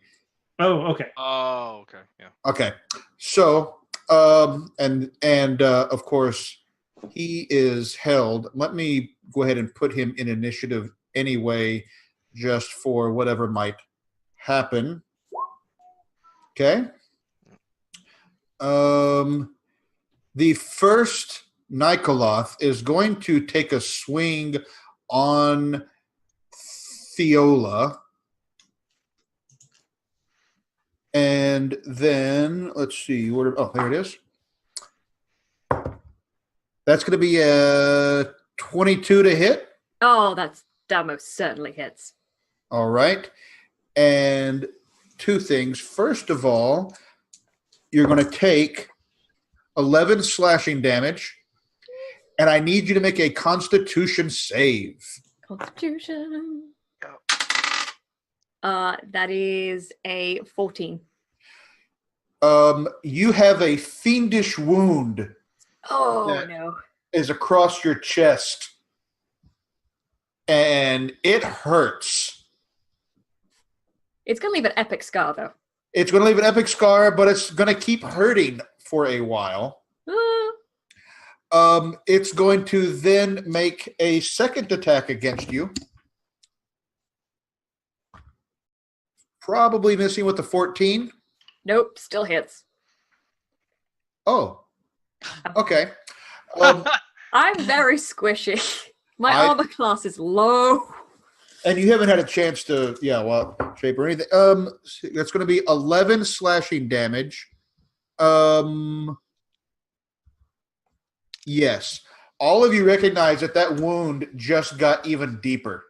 Because it's not with its axe, it's with its claws that it's slashing at her. I'm doing fine. The other Nikoloth begins to slash at A2B. Bring it.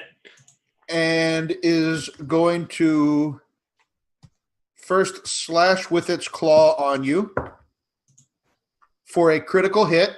Oh. Oh. Oh.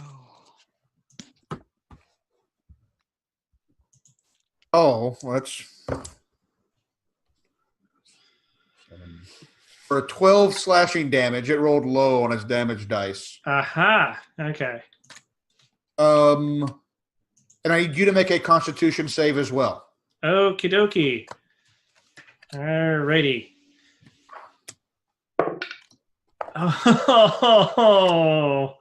Oh, that's a 3 plus a 3 there. Yep. No, you also have a fiendish wound across your torso. And what does that do again? Sorry. At the start of your turns, you're going to take more damage. Okay. Until somebody either heals you or stanches the wound. Gotcha. That was just one attack, right? Yep.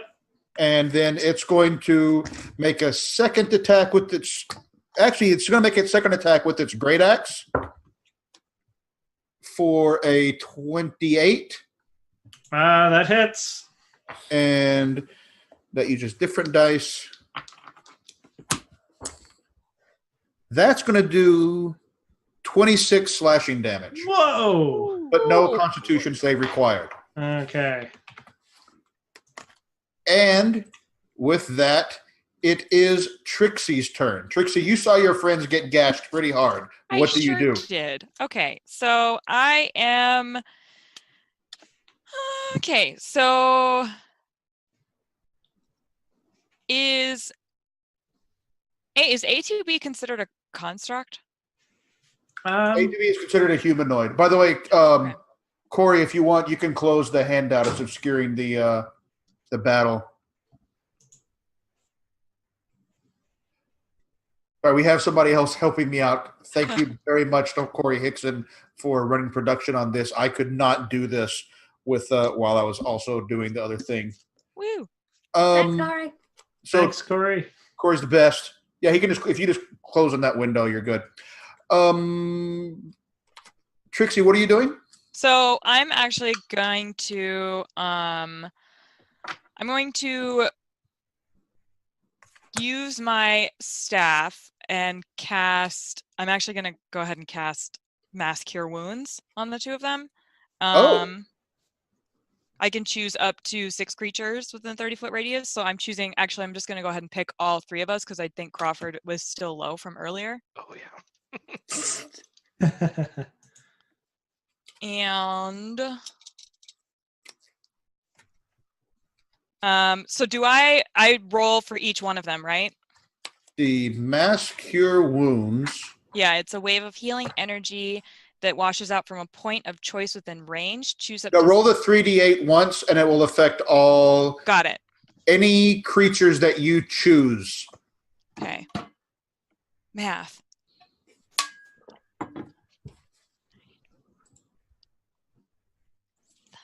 $28. Ooh. Ooh. Holy cow! Yay! right. And all of your Don't hurt my fiendish friends. wounds, you see your fiendish wounds healing up. And then as a bonus action, I am going to... What am I going to do? As a bonus action, I'm going to cast... If you're going to cast the bonus action, it will need to be a cantrip. You can't cast also a leveled spell. Then I don't think I'm going to do anything. 32 points of healing each is a lot that you did there, Trixie. You should be proud of yourself. This is awesome. In fact, as you do that, that voice that you have heard from time to time says, oh, I bet they feel a lot better now, don't they? Are we going to find propane and propane accessories? Crawford, it's your turn. What do you do? Alrighty, so I'm assuming these ceilings are 10 feet high, That's or an so. excellent question. I believe that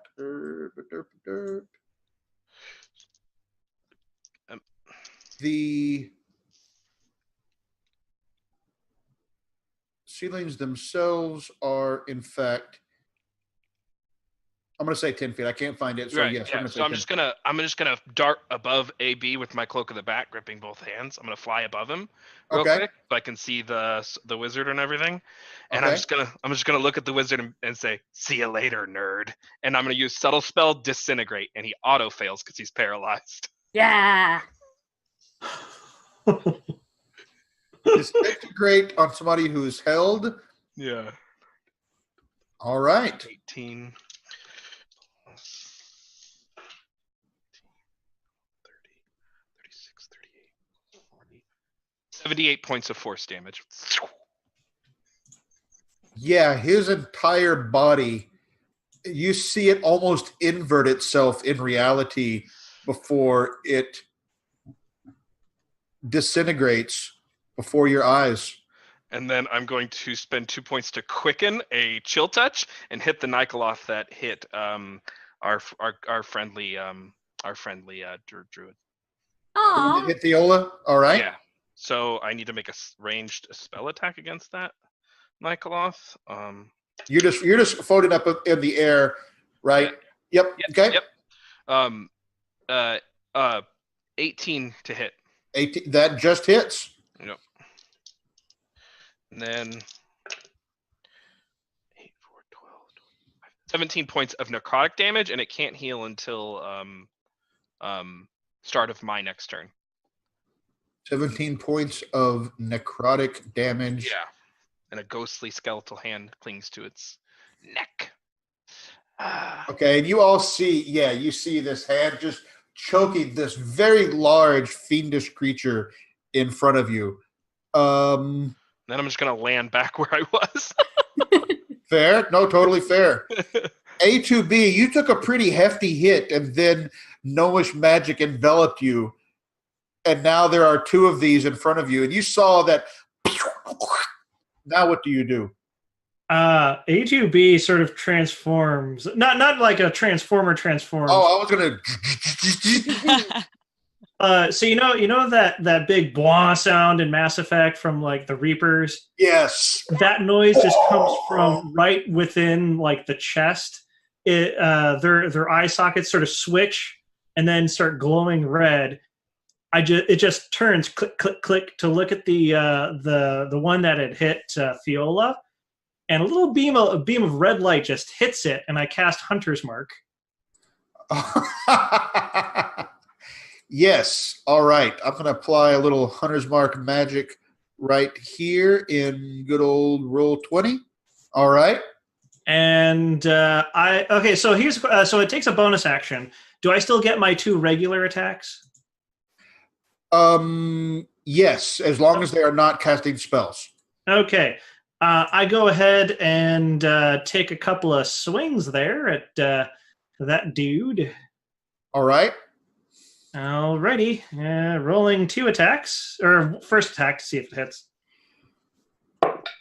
That would be a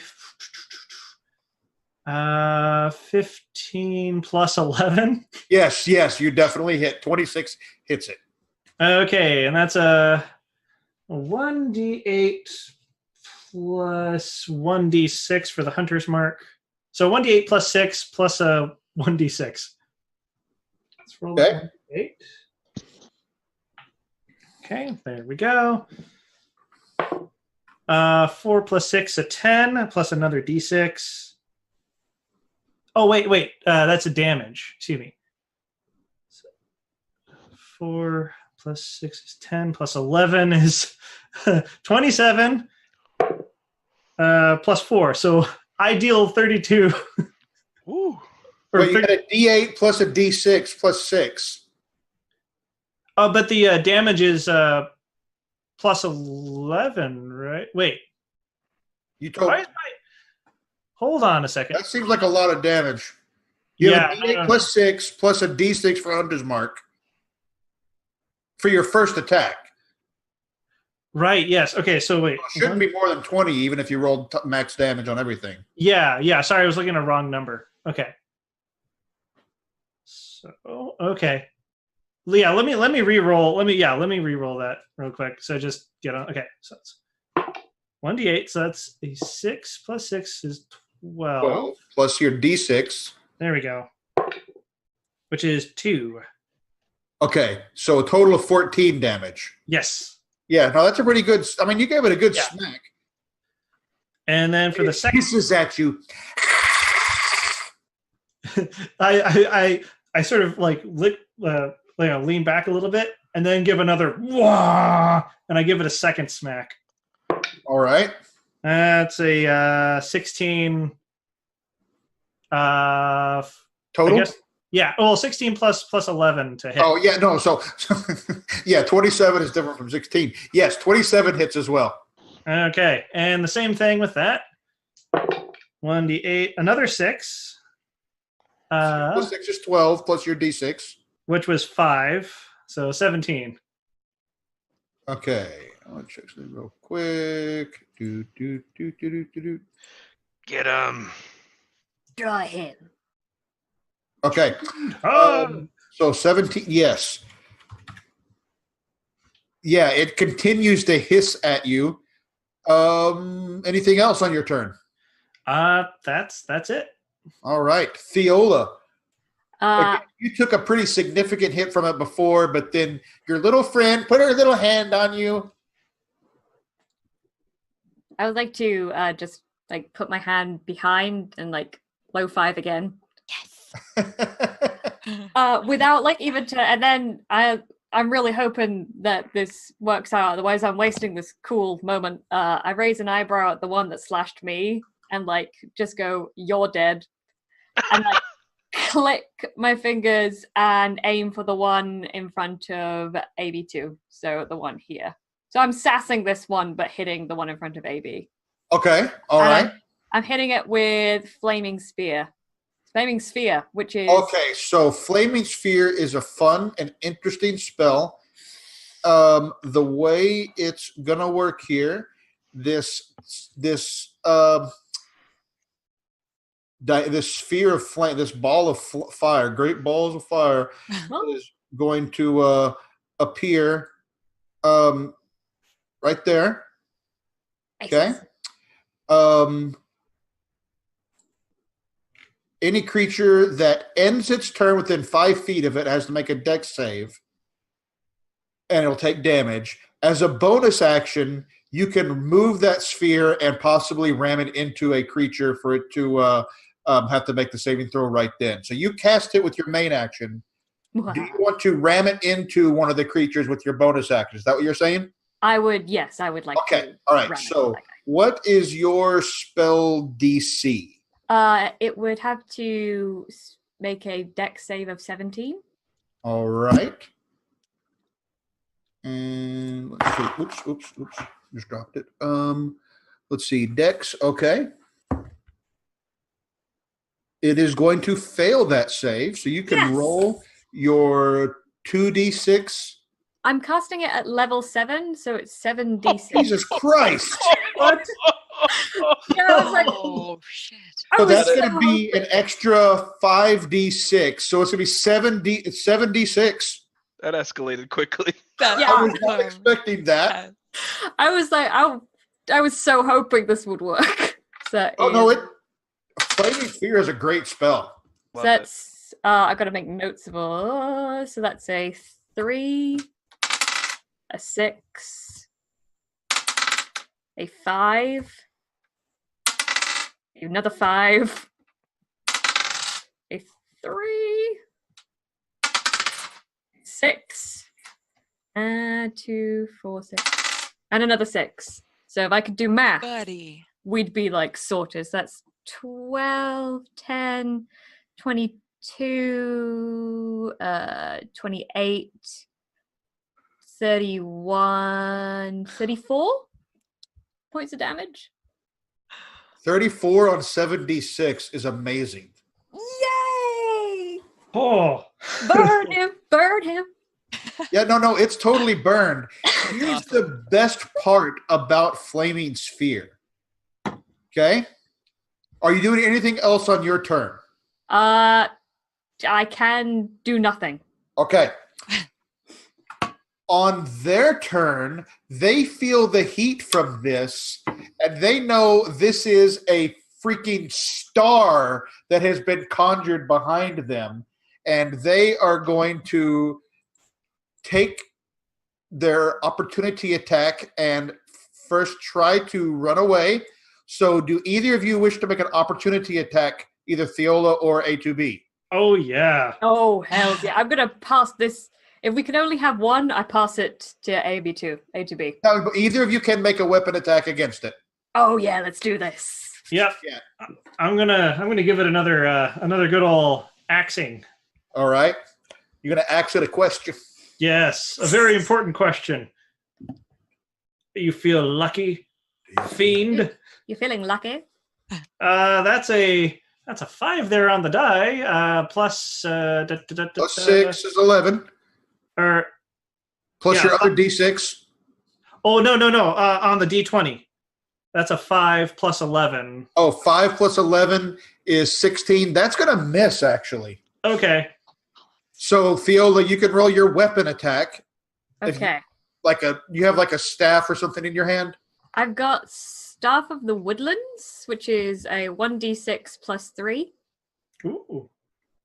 So Roll your attack first. that's a nat 20. So that's going to hit. So roll 2d6 plus 3. 3 and a 6. Add plus Plus 3 9. is 12 total. Oh my gosh. So you do a full 12 points of damage to this one as it tries to run away. It does still continue to run away because it does not want to end its turn standing next to the flaming sphere. No, it does not. However, what it's going to do is you see it hold up its hand for a moment, and you see suddenly where there was one Nikoloth, That's not there are now 4 Nikoloths. No. Wait, did it cast a What? Did it cast a spell? Yes. Can I use my feature? Magic User's Nemesis? When you see a creature casting a spell or teleporting within 60 feet. Oh, wait, no, I used my reaction. You used your reaction. Counterspell. I would like to counterspell if it's a spell. Let me see. It. However, it casts it innately. Oh. Okay. It doesn't require components. Okay. Yeah. So, yeah. The other one, you've already used your reaction, so it's also going to run away. Run away! Run away! And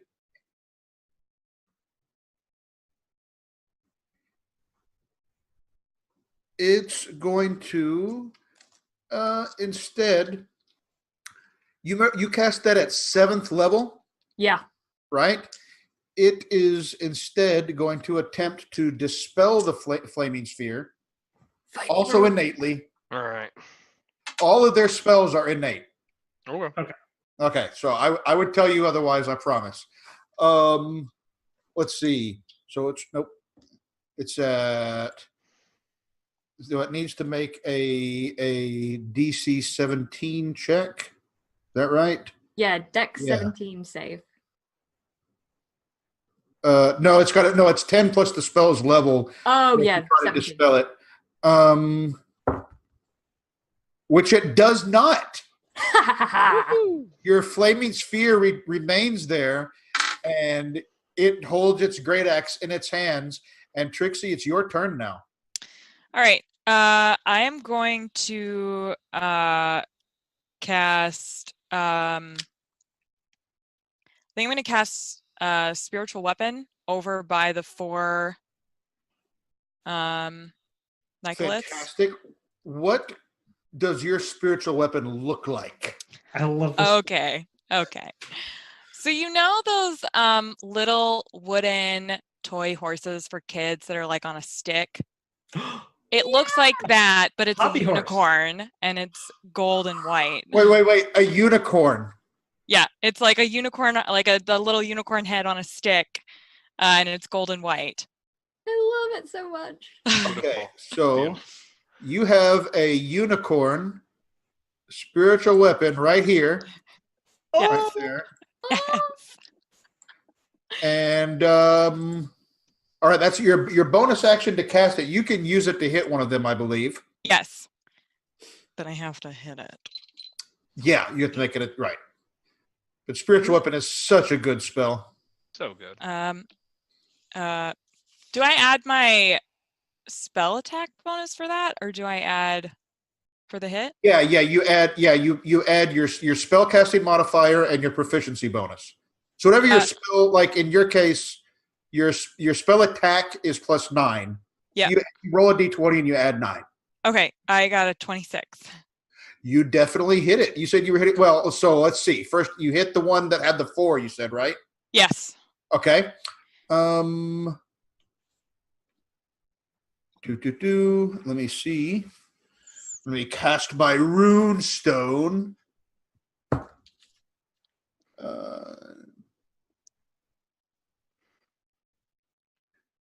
Yes, as your unicorn head smashes through, you see one of those duplicates wink out of existence. Ooh. So just hit air. Right? Okay. And so you've reduced one of its mirror images. Excellent. And you still have your main action. You can cast a cantrip if you want, or obviously you have your move and weapon attack and all of that. Sure. I'm actually gonna cast. I think I'm gonna cast. Yeah. Or you know what? No, I think. Do I want to do that? No. I think. Are we? Nope, we're good. That's it. I think that's all I can. Or no, right. that's silly. I'm gonna actually. No, I have to touch it. Never mind. Oh no, I can cast Sacred Flame. That's stupid. I You should can totally do certainly that. cast Sacred Flame. I should absolutely do that. Okay, so yeah, I'm gonna cast that on another one of the three. Any of them. All right.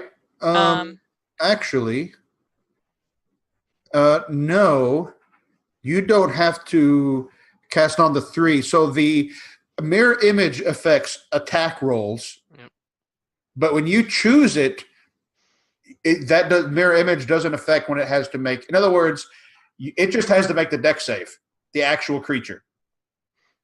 Oh, okay. So. In other words, that was good. Okay. Unfortunately, it did make it save with a natural 20 plus. Oh no! Little scamp. Rude. You know, it does what it does, and all of them are hissing at this unicorn head now. Crawford, what do you do? All right, I'm going to fly over here, and I'm assuming I can land in this doorway but not be adjacent to the flaming sphere because these things are 10 feet. These squares are 10 feet. Squares are 10 feet, that's right. Okay, so, and then I'm just going to pull out a piece of molasses that's like really kind of fuzzy looking, and I'm gonna bite down on it and be like, oh, this has been here since the war. And I'm going to cast slow on them. Oh my god. Okay, so Wisdom saving throw, DC 18. Oh. Let's see. Slow is multiple target? Yeah, it's a cube. But I can choose who it's affected in the cube. So just those two. Okay, yes. Very, very good. And oh yeah, you don't have to, yeah. So we said DC 18 wisdom saves. Yeah, that's the one. First one fails. All right. Second one fails. They so are both slowed. Yeah. They take a -2 penalty AC and dexterity saving throws. They can't use reactions. On its turn, it can either use an action or a bonus action, but not both. And it cannot make more than one melee or ranged attack. Nice. Regardless of its abilities. Right. Very good. That you see whereas before their wings were behind them were beating, the wings begin to beat more slowly. And you hear that voice echoing, huh, I love molasses. Not like that. And actually, that's just going to be my turn. I'm going to stay there. All right. Yeah. But you're floating. All right. A2B. Okay. Now, I do have a question regarding Hunter's Mark and the duplicates. If I have Hunter's Mark on it, do I know exactly which creature to hit? Or is the Hunter's Mark effect spread through the different duplicates?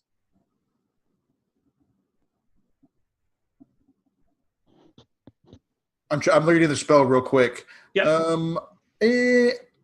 I will say no, you still have to it still has a chance to hit one of the duplicates. Okay. What I would like to do is move in such a way that I can get here without going through the flaming sphere. Yeah, you could. Yeah, the thing is, you just have to look at how much movement speed you have in these 10-foot squares. Okay, 10-foot squares. Let's see, my movement total is 30. So Didn't mean to do 10, that. There we go. Sorry, I hit the wrong thing. My bad. 10. So you can get three. Basically, you have 3 squares of movement. But because they're 10-foot squares, even if you end next to that thing, it's not actually going to damage you right now. Okay, if I move here, could I still attack? You can attack this one, yeah. Okay, that's what I'd like to do. If the Pacific Rim main theme song could like start playing, he just lets out another wah, or they just let out another wah, and moves past Crawford. Steam sort of just like hisses out some of the joints and everything, and they take another 2 attacks on the one they have hunters marked. This is full on like A2B has picked a target. Yeah, no kidding. That's very clear right now. Yeah, that's a 7 plus 11 to hit. Just hits. Okay. So let me see if it hits a mirror image. No, you hit the actual creature. Nice. Okay. So 1d8 plus 6. It's a 1. So that's 7 and the d6. 7 plus 4, so 11 points of damage for the first attack. Yeah, you feel it crunch into the fiendish form. And then I take my second attack. All right. That's an 11 plus an 11. Yep, that hits. And you're going to hit the mirror image. Okie doke. So it's just gonna wink out of existence, and now you only see a total of 2 of them, as 1 duplicate remaining. Any bonus action? Let me just take a real quick look. Action. No, but I do bang my axe and shield together. Yes. All right. That's awesome. Viola, these things are slowed, and you have a flaming sphere. What do you do? Can I launch it into them, avoiding A to B? Yeah. As a bonus action, you can move it. You can move it. Let's see how many feet. I'm pretty sure it's enough. Yeah, up to 30 feet. Yeah. Okay. Which one are you trying to hit? I'm gonna hit the one that I think hurt A to B at the beginning. So I'm gonna see if I can thwip that one. Okay, I think that was this one over here. That guy, yeah. Okay, so make an spell attack roll. Oh, no. It has to make the saving throw. My mistake. I can't remember. Does slow affect its let me look here. -2 penalty applies to the dex saves as well. So what's your spell save DC? Spell save DC is +4. Well, the save DC. Your save DC is 17. Oh yeah, that's high. And it's gonna fail. Yay! So roll 7d6 damage. Amazing.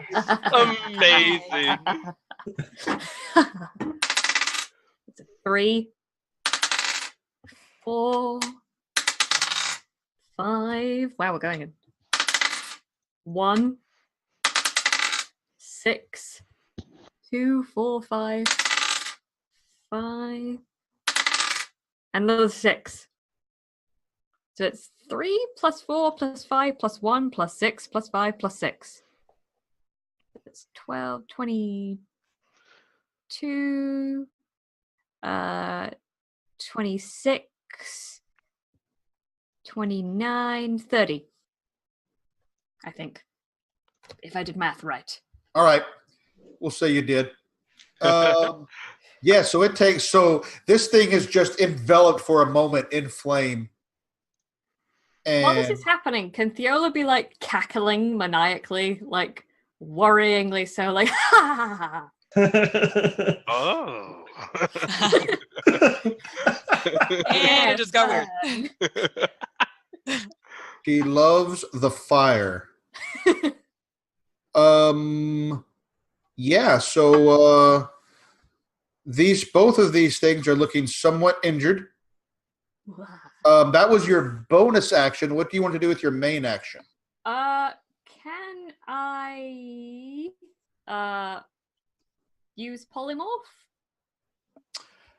You can. It will drop the flaming sphere. Oh, I don't want to do that then. Oh, well. Because polymorph is a concentration spell, I believe. Yes. Yes. They're both concentration spells, so. Which one of you isn't a concentration spell? Da-da-da-da-da-da. Isn't it? Wait. Yeah. Flaming sphere is concentration. Yep. Sound detection, communication, spear box skin. Can I cast Thorn Whip? Thorn Whip is a cantrip, right? Yeah. Yes. Cast. Yay. Make your attack. No. You must whip it. That whip is real good. That was Yeah, 14. so it's what? 14 Plus 11? plus 11.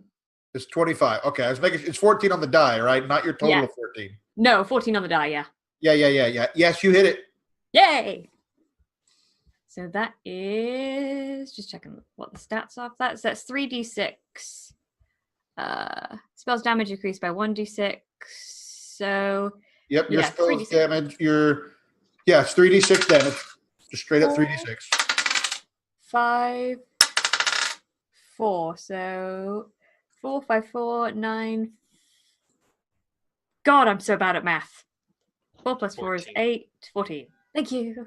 All right, you do another 14 points of damage to it. Anything else on your turn, Theola? Nope, that's it.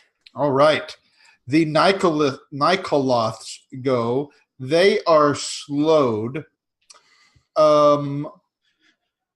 So they are instead.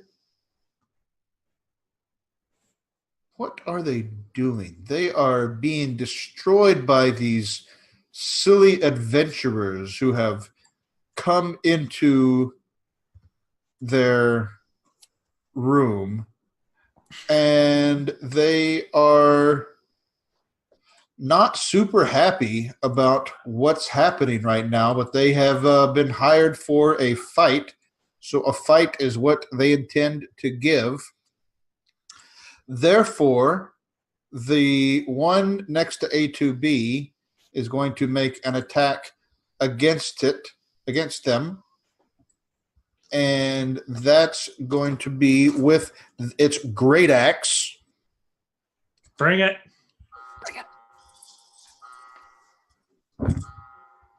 It's going to miss. Yes. That's the only attack it gets. That's the only Mighty attack it shield. gets. Ah. And it's going to move away from the flaming sphere. The other one is going to move up towards Theola Hello. and make its attack on Theola. Rude. It's one attack that it gets with its great axe. That's right. That's going to be a 27 to hit. God, that's a mighty hit. And it's going to do a total of 18 slashing damage. Not bad. And I need you to make a concentration check. Concentration. So What would you roll for that? Constitution. Constitution. So yep. That's 16 plus 3. So that'd be 19. I believe Constitution save is plus 8. So 16 plus 8. 24. You're fine. Yay! Yeah. The flaming sphere remains there. And yeah, it's kind of just stepping up so that it's not right next to the thing at least. And Trixie, it's your turn. Okay. I am going to I'm gonna go ahead and move my weapon over to the Nicholas, where they moved away from it. So I'm gonna move it. Yep. And it's gonna thwack it. All right. Give me your spell attack again.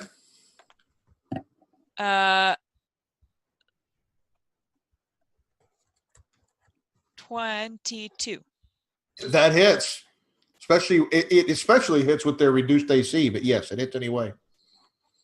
For 11 damage. 11. I think it's four. Is it force damage? Yeah, it's force damage. Okay. Yep. Actually, I forgot to roll the d20 on it. That you're going to take out the last duplicate. Okay.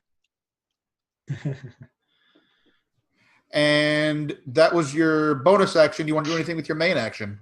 I will. I'm gonna go up to. I'm gonna move up with the rest of the group, just so that I kind of got. All right. Everybody was moving up, so I just want to move up next to them, and I am going to cast Guidance on Theola. Are you moving up right behind her or right next to her? Right behind her is fine. These are really scary big dudes, and I don't want to be right there. That's why I was asking. Yeah. Yeah, so I'm going to cast Guidance on her. Boop. And Interesting. Thank you. Very interesting. Uh-oh. So you can add that. You can add a D4 to an ability check during the next minute, But not attack? but not attack. So, village. Trixie is guidance is just ability check, but it might matter for certain. If she gets hit things. again and has to make sure her spell's still up, then Yep. Because well, no, it won't because that's a saving throw. oh mother. But Well, we'll see what happens. That's fine. I'm filled with divine guidance. you feel great. I feel You feel so good, So and that's really what matters. Crawford. What does Crawford do at this point? He's got to have some kind of plan. You know me too well. I'm going no. to fly the 40 feet over to where the dust of the mage that I disintegrated is, and these guys can't take reactions, so I just fly right past them. Right. Before I depart, I'm gonna look at the two girls. The one who has like the fiery and is loving all the fire, and the other one who has the unicorn. I'm gonna I like the cut of your all's jibs, and I fly away. All right. So now you're over there. What do you do? I land there, and then I'm just going to cast. a firebolt on the one that is furthest south with my action. Or, sorry, not firebolt, chill touch. Okay. Yeah. Plus, what's my spell attack? 16 total. So that with the slow, it just hits. Yeah. Yes. 3d8 necrotic, because I don't think they were resistant to this. So 17 points of necrotic damage, and he can't heal till the start of my next turn. Okay. And then I can't resist it. Quicken, 2 points of meta magic to quicken, and then I will cast with my quickened, I'm going to cast Ray of Sickness. No, they're probably immune to poison. Never mind. Chill touch again. Okay. That'll miss. 14. 14 will miss. Yep. All right. That's my turn. A2B. There's one right in front of you. Yep. To your south. There's targets in all directions. It's a target-rich environment. What does A2B do? So the player in me tells me to concentrate all of my attacks on the one in front of me, but A2B just heard Theola get hit. So A2B lets out another just blah. Their head swivels around to look at the one right behind me, and their arm sort of flips backwards and makes an attack at the one behind me. Okay. Yeah. Give it to me. It's a 6 plus 11. That hits? No, 6 plus 11 is 7. Yeah, with the slow. So here's the thing: is it starts to duck out of the way, but because it's moving so slowly, you are able to bring it across, hit it, roll that beautiful damage. Yes. But this one only is 1d8. It doesn't have the extra hunter's mark damage. Exactly. 1d8 plus 6 damage coming right at you, which is an 8 plus 6. 14. All right. Yes. And you got a second attack? Yeah, and the arm just comes right back forward. My head swivels back around to look at the one in front of me. The little red light flashes, and I make another attack. And that's a 12 plus 11. That'll hit. And the 1d8 plus 6 plus the 1d6. That's a 6 plus 6, 12, plus the 1d6. You don't get d6 on this one. No, the one in front of me. Oh, okay. All right. Yeah. So that's 12 plus 5. So 17 on the one in front of me. All right. Yeah. All right. Anything else, A2B? That's it. All right. Theola. Okay, this is gonna... I'm really hoping I'm doing this right. I'm gonna cast Primal Savagery. And that means you channel primal magic to cause your teeth or fingernails to sharpen, ready to deliver a corrosive attack. So I'm gonna make my teeth really, really freaking long. Like, really sharp. And just before I do, I'm gonna say, like, you really shouldn't have touched my friend. And then I'm gonna leap straight at his neck. And that is 3d10 damage of acid damage. So you have to hit it first. Oh, I think, yes. Yeah, to make a melee spell attack. So d20 plus 11. D20 plus 11. I can do this. Come on. Channel the power. You are likely, the odds are in your favor. Rip his throat out. Well, they would be if I hadn't dropped my dice. Well, that I can't help you with. Nailed it. That is a 17. 17 again. It starts to dodge out of the way, but the magic has slowed it, and you slash across, and you are going to do your what is that? That is, what kind of damage is that? Acid damage. All right. Acid.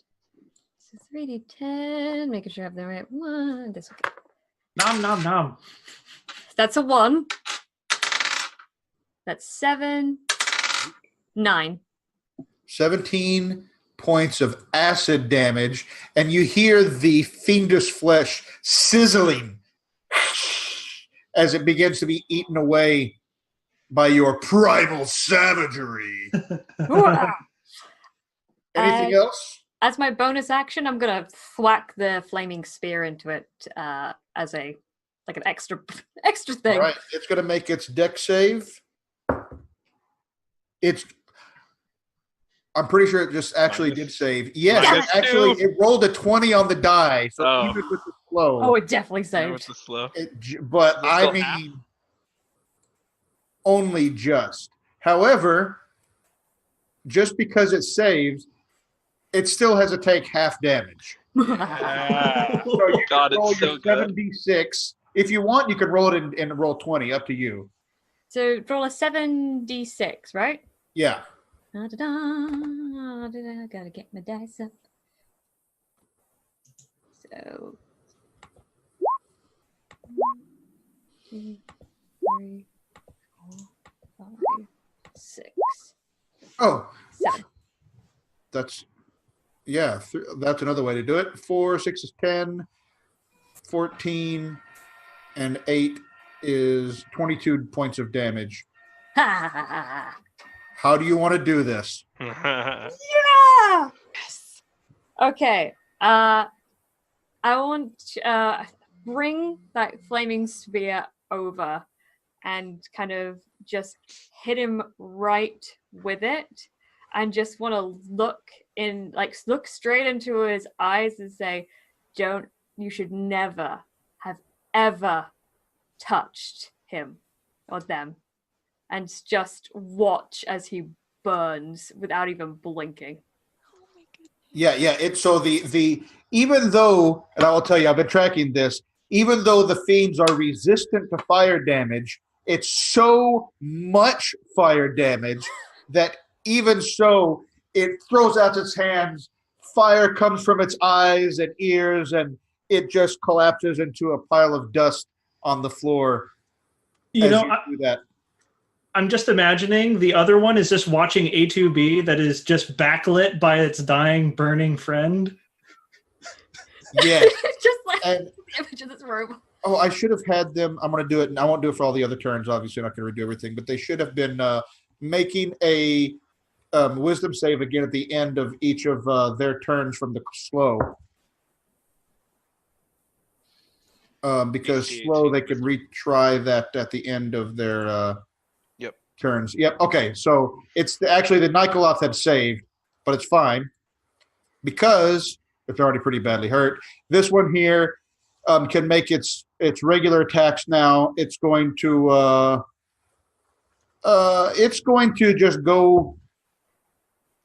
It saw what happened there, and it's going to come around without leaving A2B's zone of control, so there's no opportunity attack, and try to hit Thiola very hard. Bring it. You probably will. No, the first one's going to miss. Yeah. The second one is also going to miss. Yes. Hey! That's what happens. Trixie. The first thing she's going to do is correct her mistake from last time, and she's going to boop Thiola and cast resistance. Nice. And There it is. Thank you. and and then tell her unicorn friend to take another thwack at those Okay. kiddos over there. So give me that spell attack. Okay. I love the unicorn hobby horse. Hobby horse, that's what it's called. Yeah. Okay. Unicorn, unicorn, unicorn. Does 18 plus stuff? Yes. Okay. 18 plus any, as long as it's not a minus. Or not much. 5 damage. 5 damage is 5 damage. And that'll hit. Anything else on your turn? You need movement or anything? Nope. I'm good right here. Crawford, you are way in the back of this thing next to the dais. What do you do? All right. I am going to. I am going to with my. So he's no longer affected by slow. I am going to with my bonus action summon a shadow blade, and I'm just going to chuck it at him. Oh. I'm just gonna say, hey, that's my friend, and chuck the shadow blade. Oh, I love it. Nice. So beautiful. Let's see. 25 to hit. Oh. It's a as a dagger. It just summons the blade. Right. Yeah. Okay, It's 25 definitely hits. Give me that damage roll. Shadow. I'm just looking at this spell. That's awesome. Yeah, 5, 8. So it's I literally summon a dagger. So it's 5 plus 3 plus 2. So it's 8 points of psychic damage. Psychic damage. Yeah. That's All my right. bonus action. That's my action, and then it'll disappear, and then I'll resummon it next turn. Right. That's my turn. That's my turn.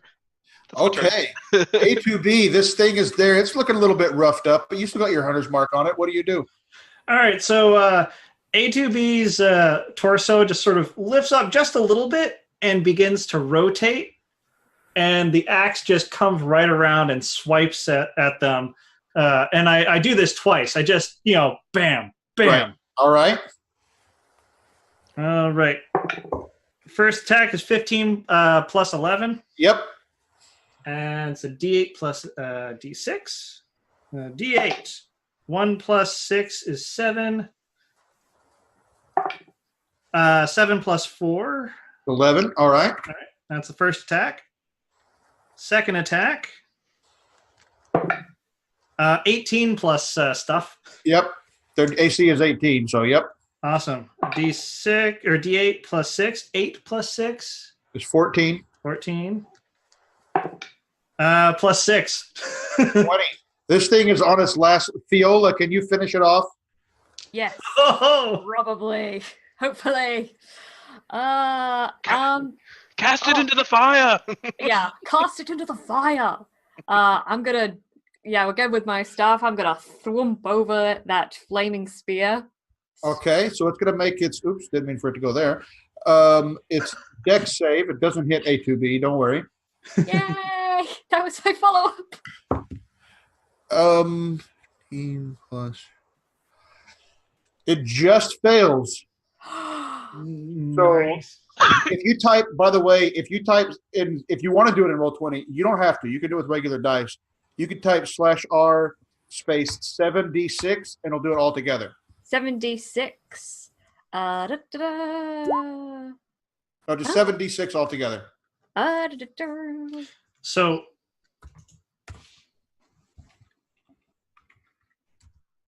7d6. Like that. Like I typed it, but that's how you would do it. Oh! 7. You know what? If I could use my dyslexic brain to spell, that'd help me. 15. That's fine. In either case, that is enough damage. You want to describe how this one dies too? nice. I'm just like whip it over, and as it like flames again, you just see like the light of the flames in her eyes as she's like grinning maniacally, and like jams her staff down to explode the flames outward.